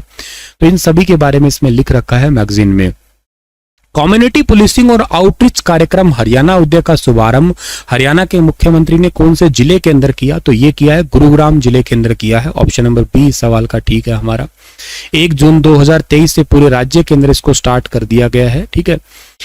इसके अलावा अगला सवाल हमारे पास में है कि 21 जून को 9वां अंतर्राष्ट्रीय योगा दिवस सेलिब्रेट किया गया, पर इसमें मुख्य अतिथि जो है ना वो कहां पे योगा किया था या राज्य स्तरीय कार्यक्रम कहां पे हुआ था? तो ये हुआ था पानीपत के अंदर, ठीक है ना। पानीपत के अंदर हुआ था राज्य स्तरीय कार्यक्रम। इस बार शिवाजी नाम का स्टेडियम था, वहां पे 9वां अंतर्राष्ट्रीय योग दिवस का अंतर्राष्ट्रीय स्तर का कार्यक्रम हुआ था इस बार। हरियाणा सरकार ने 6ठे वेतन आयोग की सिफारिशों के अनुसार वेतन और पेंशन ले रहे कर्मचारियों का महंगाई भत्ता 212% से बढ़ा के कितना परसेंटेज करने का निर्णय लिया? तो ये टोटल 221% करने का निर्णय लिया है हरियाणा सरकार ने। महंगाई भत्ता 212% से बढ़ा के 221% कर दिया है हरियाणा सरकार के द्वारा। हाल ही में हरियाणा की किस यूनिवर्सिटी के डॉक्टर सुमित को विस्कोमीटर के डिजाइन के लिए पेटेंट मिला है? लिक्विड चीजों के अंदर जो गाढ़ापन होता है ना, उसको मेजर करने के लिए विस्कोमीटर होता है, और एक न्यू विस्कोमीटर का डिजाइन तैयार किया है हरियाणा सेंट्रल यूनिवर्सिटी के एक प्रोफेसर हैं जिनका नाम है डॉक्टर सुमित। इनको इसके लिए पेटेंट भी मिला है। ये महेंद्रगढ़ के जाट पाली में है और ये यहाँ के एसोसिएट आचार्य कहिएगा या सहायक आचार्य है डॉक्टर सुमित कुमार। इनको ही नैनोजल विस्को सिटी मेजर करने के लिए जो है एक नया डिजाइन तैयार किया है, और इसी करके इसको पेटेंट महानियंत्रक कार्यालय डिजाइन एंड ट्रेडमार्क्स भारत सरकार के द्वारा डिजाइन पेटेंट दिया गया है अभी हाल ही में। इस यूनिवर्सिटी के वीसी का नाम प्रोफेसर टंकेश्वर कुमार है, जो भारत के सबसे बेस्ट वीसी का अवार्ड ले चुके हैं। और इसके अलावा इस यूनिवर्सिटी की स्थापना 2009 में हुई थी। महेंद्रगढ़ के जाट पाली में यूनिवर्सिटी पड़ती है ये। अगला सवाल आपका आता है कि हरियाणा का पहला centre for council and well being किस यूनिवर्सिटी में बनेगा? मानसिक स्वास्थ्य के लिए कहिएगा या काउंसलिंग कहिएगा या साइकोलॉजिकल काउंसलिंग के लिए एक सेंटर बनेगा हरियाणा की जीजेयू यूनिवर्सिटी में। जरूरी नहीं है कि आप लोग हेल्थ वाइज ही बीमार हो, मेंटली हेल्थ से भी आजकल लोग बहुत जूझ रहे हैं, साइकोलॉजिकली भी जूझ रहे हैं, बहुत सारे लोग टेंशन में रहते हैं, तो उसी के लिए एक सेंटर सेटअप किया जाएगा आपका। ये मानसिक स्वास्थ्य की जांच और परामर्श के लिए हरियाणा की जीजेयू यूनिवर्सिटी ऐसा करने जा रही है। हाल ही में जूनियर महिला हॉकी टीम ने एशिया कप जीता। इसमें हरियाणा की टीम की कितनी खिलाड़ी थी? तो 2 खिलाड़ी थी, मैंने अभी बताया था। एक है मंजू, एक है प्रीति। ये दोनों ही सोनीपत की खिलाड़ी है, याद रखना आप लोग। इसके अलावा हरियाणा, और ये बता देता हूँ, ये दोनों खिलाड़ी ना यहाँ पे प्रीतम सिवाच हॉकी अकादमी है सोनीपत में, वहीं की ही खिलाड़ी है दोनों की दोनों ये, ठीक है। अगला सवाल आता है आपका कि हरियाणा राज्य में वर्तमान में कितने महाविद्यालय में संस्कृत की शिक्षा दी जा रही है? संस्कृत की शिक्षा हरियाणा में 73 के अंदर दी जा रही है, यानी कि ऑप्शन नंबर बी इस सवाल का बिल्कुल ठीक है। 73 के अंदर पंडित दीनदयाल उपाध्याय, ये तो चलो छोड़िएगा, लेकिन संस्कृत शिक्षा को निरंतर बढ़ावा देने के लिए हरियाणा के 73 महाविद्यालयों में संस्कृत एजुकेशन दी जा रही है। वैसे ये जो साइड वाला स्लाइड है ना, इसका मतलब है कि पंडित दीनदयाल जो उपाध्याय योजना मैंने कल परसों पढ़ाई थी आपको, दयालु योजना, इसके तहत अभी तक टोटल 223 लाभार्थियों को 3.36 करोड़ रुपए की सांत्वना राशि दी जा चुकी है हरियाणा सरकार के द्वारा। हरियाणा में बागवानी जागरूकता अभियान कब से कब तक चलाया गया? तो हरियाणा में ये चलाया जाएगा 8 मई से लेकर 15 जुलाई तक चल ही रहा है अभी फिलहाल के लिए ये बागवानी जागरूकता अभियान, ताकि ज्यादा से ज्यादा हरियाणा में पेड़ पौधे लगाए जा सके, ठीक है। 15 जुलाई तक ये 2868 ग्राम पंचायतों को कवर करने का टारगेट। टोटल तो 6228 ग्राम पंचायतें, जिनमें से कुछ कवर हो चुकी है। इसका सीधा उद्देश्य है कि किसानों को प्राकृतिक खेती के लिए बताना, मधुमक्खी पालन व्यवसाय है ये भी बताना, धान की खेती के बजाय जो बागवानी खेती है उसके लिए बताना, बागवानी के लिए जो तरह तरह की योजना है उसके बारे में बताना। ये हरियाणा का जो हॉर्टिकल्चर डिपार्टमेंट है ना, उसके तहत ये चलाया जा रहा है हर जिले हर गांव में। अगला है कि हाल ही में किसने किर्गिस्तान में आयोजित एशियन चैंपियनशिप में अंडर 17 भार वर्ग में कुश्ती प्रतियोगिता में गोल्ड मेडल जीता है? ये नेहा सांगवान ने जीता है। अंडर 17 भार वर्ग में कुश्ती प्रतियोगिता में गोल्ड मेडल जीता है। ये गांव बलाली की रहने वाली है ये, और जो चरखी दादरी का क्षेत्र पड़ता है वहां की, ठीक है। हरियाणा स्टेट कैंपा के तहत हाल ही में कितने करोड़ रुपए की वार्षिक कार्य को मंजूरी दी गई है? ये कैंप हरियाणा स्टेट कैंपा के तहत टोटल 239.78 करोड़ रुपए की मंजूरी मिली है। कैंपा का फुल फॉर्म है यहाँ पे compensatory orchestration fund management and planning authority है। इसका सीधा सा मतलब है कि हरियाणा के अंदर जो इंफ्रास्ट्रक्चर को बिल्डअप करना है उसके अंदर ये काम करती है, मैनेजमेंट और प्लानिंग के लिए काम करती है। और इसको लॉन्च किसने किया है? संजीव कौशल जो हरियाणा के मुख्य सचिव है, उनके तहत ये इतना पैसा दिया गया है। और इस पैसे से हरियाणा के जो आवासीय सुधार है वो बढ़ेंगे, वन्य जीव अभ्यारण्य है उनमें परिवर्तन आएगा, अरावली क्षेत्र में जो मिट्टी का बहाव वगैरह हो रहा है उसके संरक्षण के लिए काम किए जाएंगे। इसके लिए टोटल ये पैसा दिया गया है आपका इतना। हरियाणा में पंचायत की जमीन पर या फिर तालाब के मछली पालन का ठेका अगर कोई सेल्फ हेल्प ग्रुप लेता है तो उसे कितने परसेंटेज की छूट मिलेगी? तो उसे 10% की छूट मिलेगी। प्यारा सवाल है ये, याद रखना आप लोग।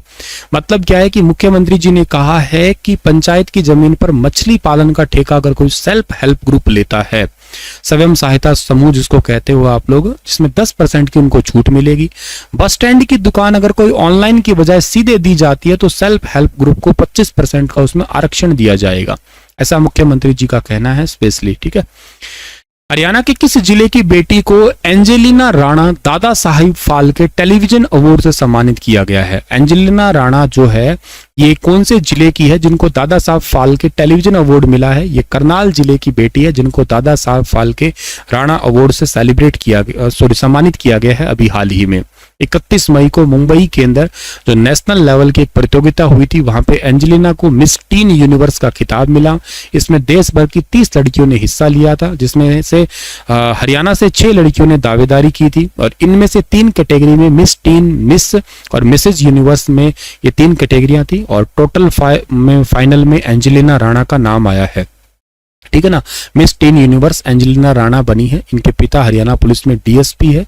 10th में इन्होंने 95% में नंबर भी लिए थे। स्विमिंग में स्टेट लेवल गोल्ड है, ताइक्वांडो में भी स्टेट लेवल का गोल्ड है इनके पास, स्केटिंग में भी इनका स्टेट लेवल का गोल्ड है, डांस में नेशनल लेवल पे गोल्ड है और 2020 में NCC captain of 7C battalion भी रह चुकी है ये।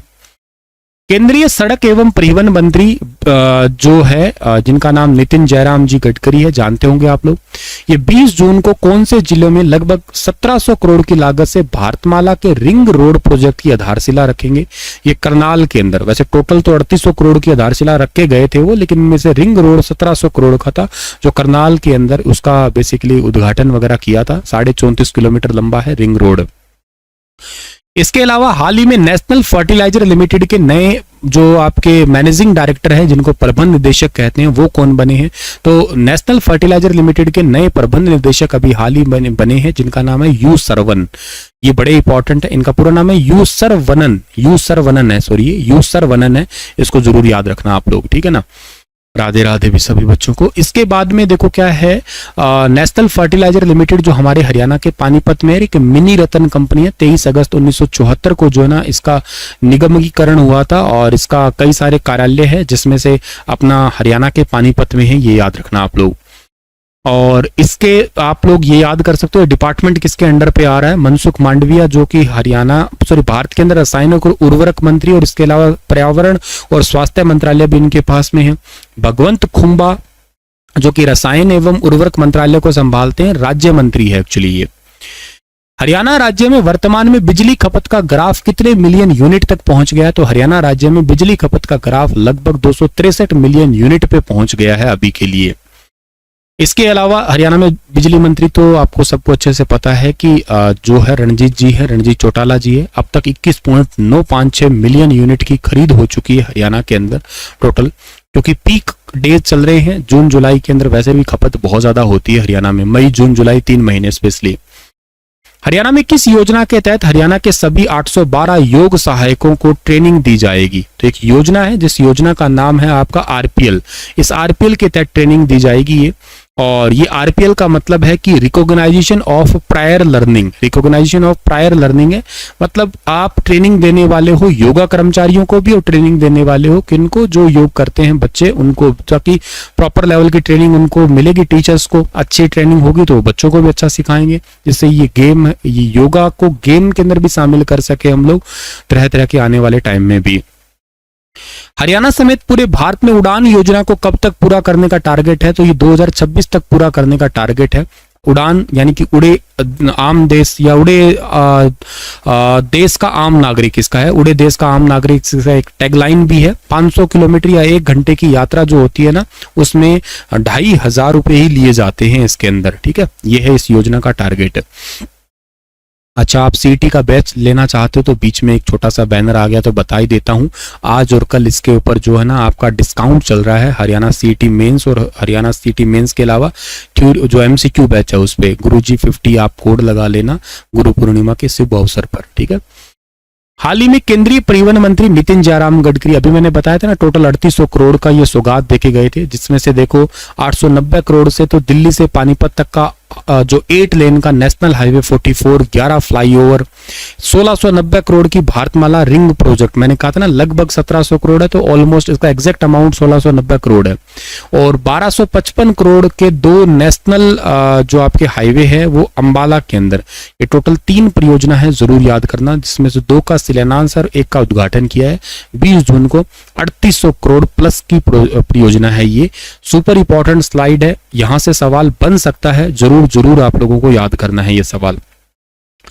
इसके अलावा अगला सवाल आपके पास में आता है कि फल पकाने और चैम्बर लगाने पर कितना परसेंटेज का हरियाणा में योगदान दिया जाता है। तो फल पकाने और चैम्बर लगाने पर हरियाणा में 35% का योगदान दिया जाता है, यानी कि ऑप्शन नंबर बी इस सवाल का बिल्कुल ठीक है। ऐसे कोई चैम्बर लगाता है तो उनको 2023 का राज्य स्तरीय योग कार्यक्रम अभी बताया था मैंने, शिवाजी स्टेडियम पानीपत के अंदर हुआ था ये, तो ठीक है। इसके अलावा अगला है कि किस जिले के उमरी में राष्ट्रीय डिजाइन संस्थान को हरियाणा सरकार के द्वारा 3 एकड़ अतिरिक्त भूमि आवंटित की गई है। तो ये आवंटित की गई है कुरुक्षेत्रा को। कुरुक्षेत्रा के अंदर आपका नेशनल डिजाइन इंस्टीट्यूट बनेगा 3 एकड़ के अंदर। इसके अलावा national council of state agriculture board का सीनियर वाइस चेयरमैन किसे बनाया गया है। तो सीनियर वाइस चेयरमैन अभी हाल ही में बनाया गया आदित्य चौटाला को। ये क्वेश्चन भी बड़ा इंपॉर्टेंट है, ध्यान रखना। आदित्य चौटाला को बनाया गया है। ये ऑलरेडी हरियाणा में Haryana state agriculture marketing board के अंदर भी चेयरमैन है, और इनको अभी हाल ही में national council of state agriculture board का भी सीनियर वाइस चेयरमैन बना दिया गया। ये 2 क्वेश्चन मतलब ये 2 ही इनके पास डिपार्टमेंट, और दोनों डिपार्टमेंट आपको याद करने एग्जाम में पूछे जा सकते हैं, ये दोनों के दोनों। अगला सवाल आपके पास में आता है कि 12 वैज्ञानिकों की टीम में से हरियाणा के अंदर एंटीबायोटिक दवाओं पर रिसर्च करने के लिए इनमें से किसका सिलेक्शन हुआ है, ये बताना आप लोग। 1 सेकंड रुकना।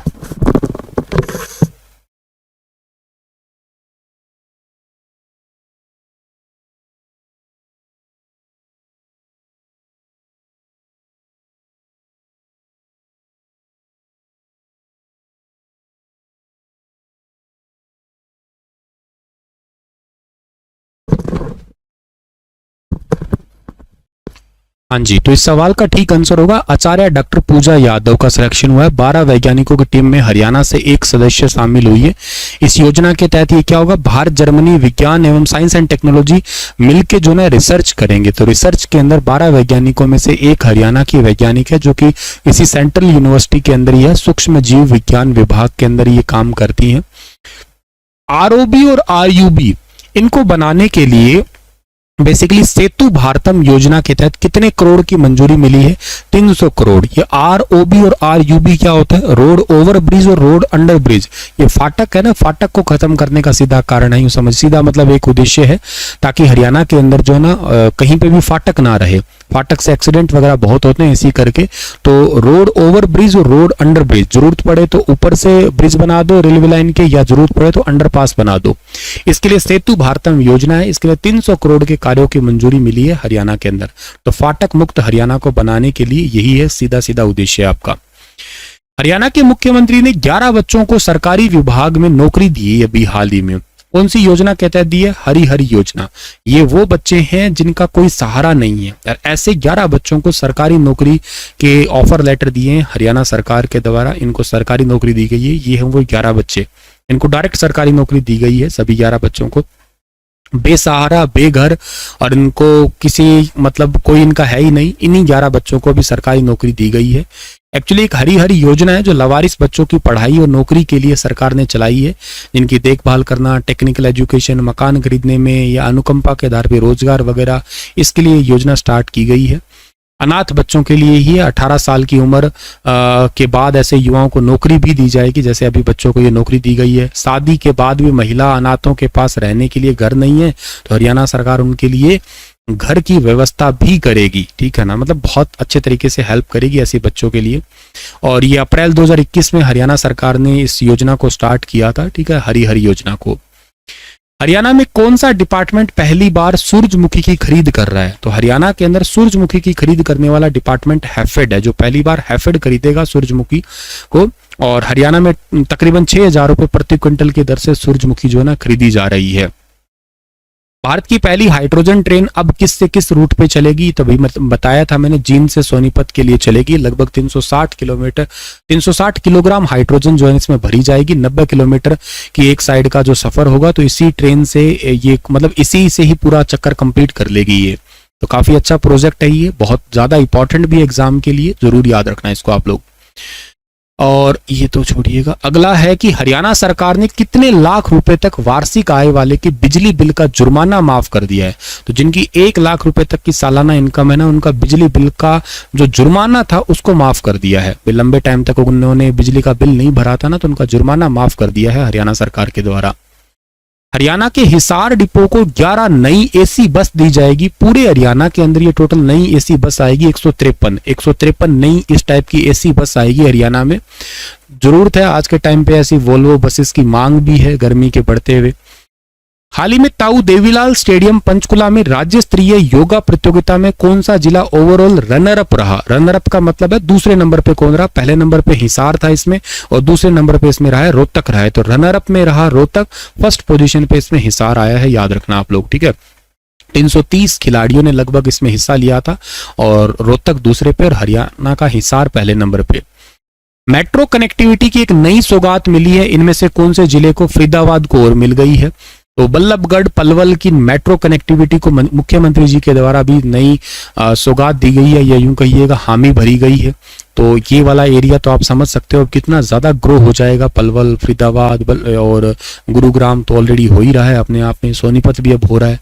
लगभग 30.38 किलोमीटर के रूट से बाटा चौक से शहीद बाबा सिंह प्याली चौक, डबुआ पुलिया से सैनिक कॉलोनी मोड़, पाली स्टेशन, क्रेसर जोन वगैरह से होते हुए लगभग सेक्टर 45 गुरुग्राम स्टेशन तक जो है ना ये पूरा रूट तय किया गया है अभी के लिए।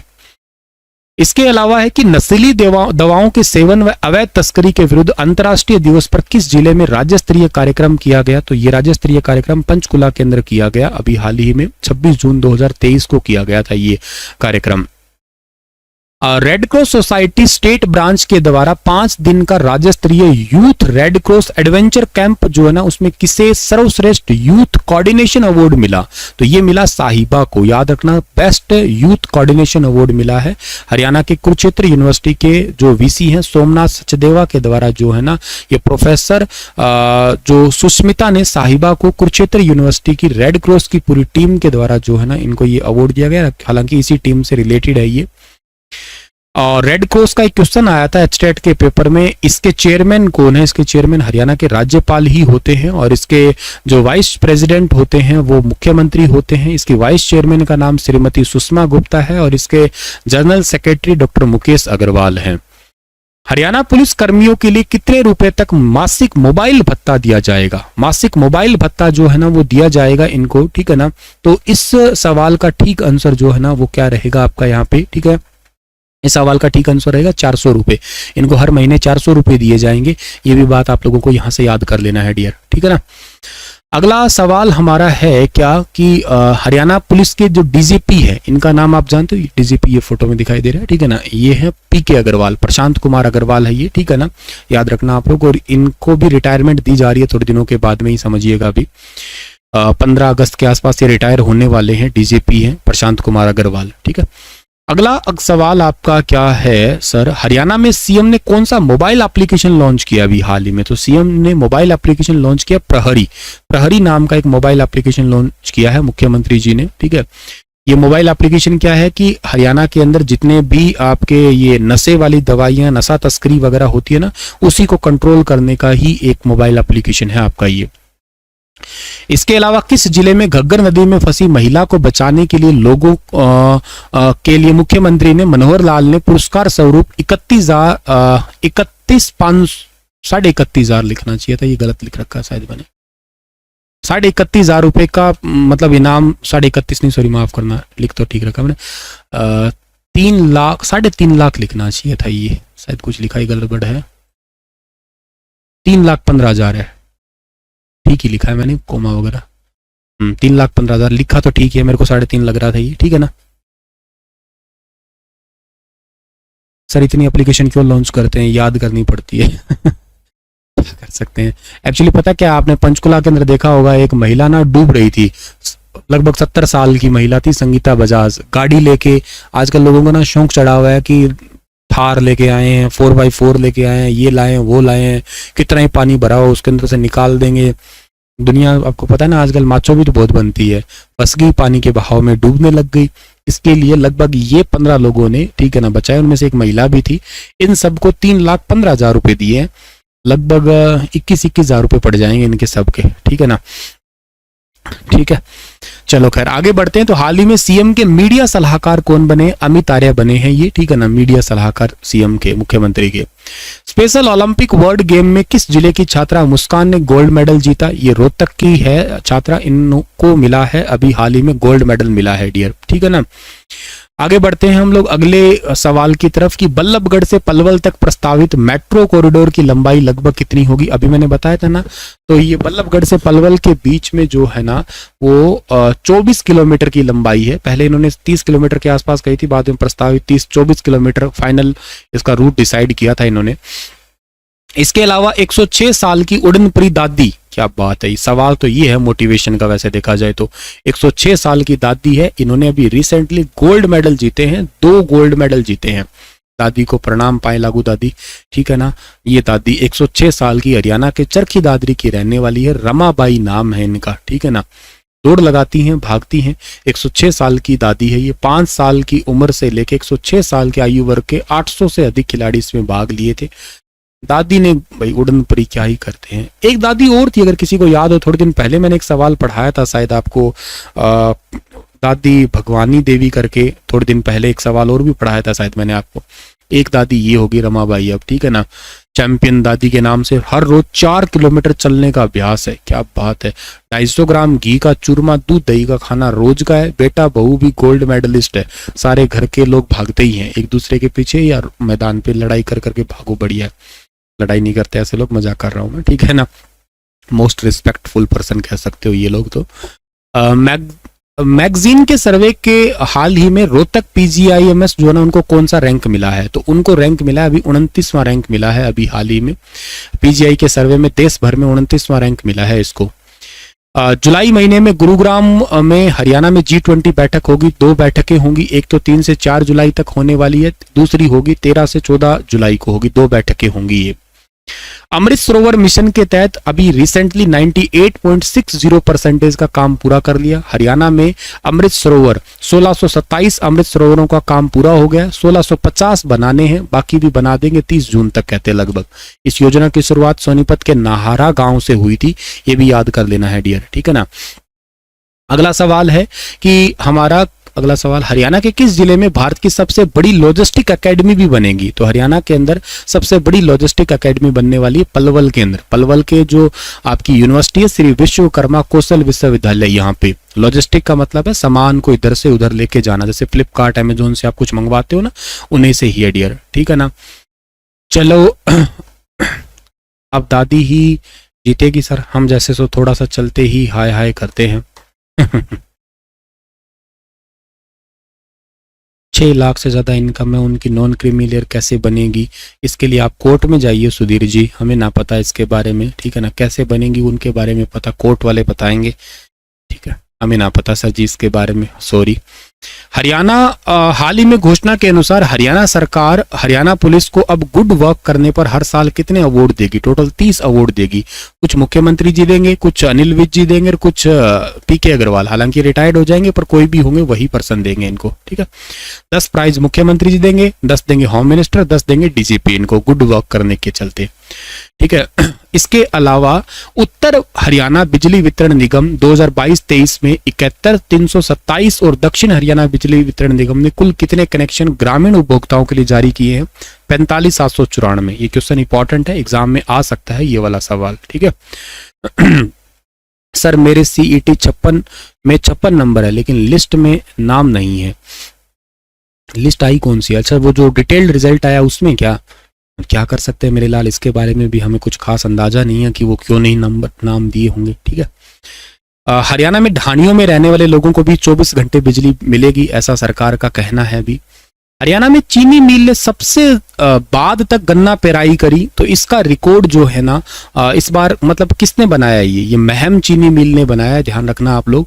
151 करोड़ 59 लाख रुपए की गन्ने की खरीद करी है। महम चीनी मिल की स्थापना 1987 के अंदर हुई थी, पहला पेराई सेशन था उसका 1990-91 तक। इस बार 27 जून तक पेराई सेशन चला है इसका, ये जो सबसे लास्ट तक है। हरियाणा के किस जिले में national highway logistic management limited के द्वारा 870 मीटर लंबा रोपवे बनेगा? ये बनेगा महेंद्रगढ़ के अंदर, रस्सी वाला जो पुल है कहिएगा आप लोग एक प्रकार से, ठीक है। और अच्छा, और ही हो गया, बस हो गया पूरा कंप्लीट। चलो सर जी, ये सेशन पूरा हुआ आपका। आज जून महीने का करंट अफेयर सेशन जो है ना मैंने पूरा कर दिया है इसी एक की वीडियो के अंदर। एक वीडियो पहले गया था, एक वीडियो आज है, दोनों के अंदर रिवीजन के तौर पे ज़्यादा डिटेल इनका नहीं बताया क्योंकि डेली मैं करवाता ही हूँ आप लोगों को, ठीक है ना। आज का सेशन इतना ही है। राधे राधे जी। इसका PDF आपको मिलेगा कहाँ पे, स्टार IQ एप्लीकेशन पे मिलेगा। और गुरु पूर्णिमा की हार्दिक शुभकामना आप सभी प्यारे बच्चों को। इसी उपलक्ष्य में आप लोग आज और कल कोई बैच लेते हैं अगर आप लोग, तो आपको गुरुजी 50 कोड लगाना होगा जिससे आपको कुछ डिस्काउंट मिलेगा। CT मेंस का या 1100 टॉप MCQ का या ग्रुप D का भी बैच है वहां पे। जल्दी वहां पे PGT के लिए बैच स्टार्ट किया जाएगा और चंडीगढ़ PRT का भी बैच स्टार्ट किया जाएगा अपकमिंग 15 जुलाई के आसपास, ठीक है। शुक्रिया सर, राधे राधे, ठीक है ना। सर घर वाले कह रहे हैं कि मुझे सो जा, माइंड चल जेगा सारा दिन स्टडी करते करते। अच्छा, ओवरऑल कंक्लूजन ये है कि सो जा, मतलब हरियाणी भाषा में कहा होगा। हाँ ठीक है ना, हाँ ठीक है, सो जाओ भैया, ठीक है ना। 11 बज गए हैं, तुम सो जाइएगा। हम आपको कल सुबह एक तो 5 बजे मिलेंगे, एक कल सुबह 9 बजे मिलेंगे। अगर किसी ने 9 बजे क्लास लगानी है तो कल से स्टार्ट कर रहे हैं। ज्ञान IQ नाम की एक सीरीज स्टार्ट कर रहे हैं जिसमें नेशनल इंटरनेशनल करंट अफेयर पढ़ाएंगे। ज्ञान IQ का पहला सीरीज कल से जा रहा है, कल सुबह 9 बजे से। तो सब कुछ ठीक ठाक रहा तो हम कल सुबह 9 बजे से मंडे टू फ्राइडे डेली वो क्लासेस लिया करेंगे आपके लिए। वीकेंड पे उनके रिविजन सेशन लिया करेंगे, एग्जाम ओरिएंटेड क्वेश्चन करवाएंगे और इसके अलावा उन्हीं सेशन में आपकी पूरी GK भी करवा दूंगा मैं। मतलब आपको अलग से GK करने की ज्यादा जरूरत नहीं पड़ेगी क्योंकि करंट अफेयर के साथ ही मैं स्टैटिक जोड़ जोड़ के आपको पढ़ाता रहूंगा, ठीक है। तो थैंक यू सो मच। हंसते रहना, मुस्कुराते रहना, अपना ख्याल जरूर रखना। वीडियो को लाइक नहीं किया तो कर देना।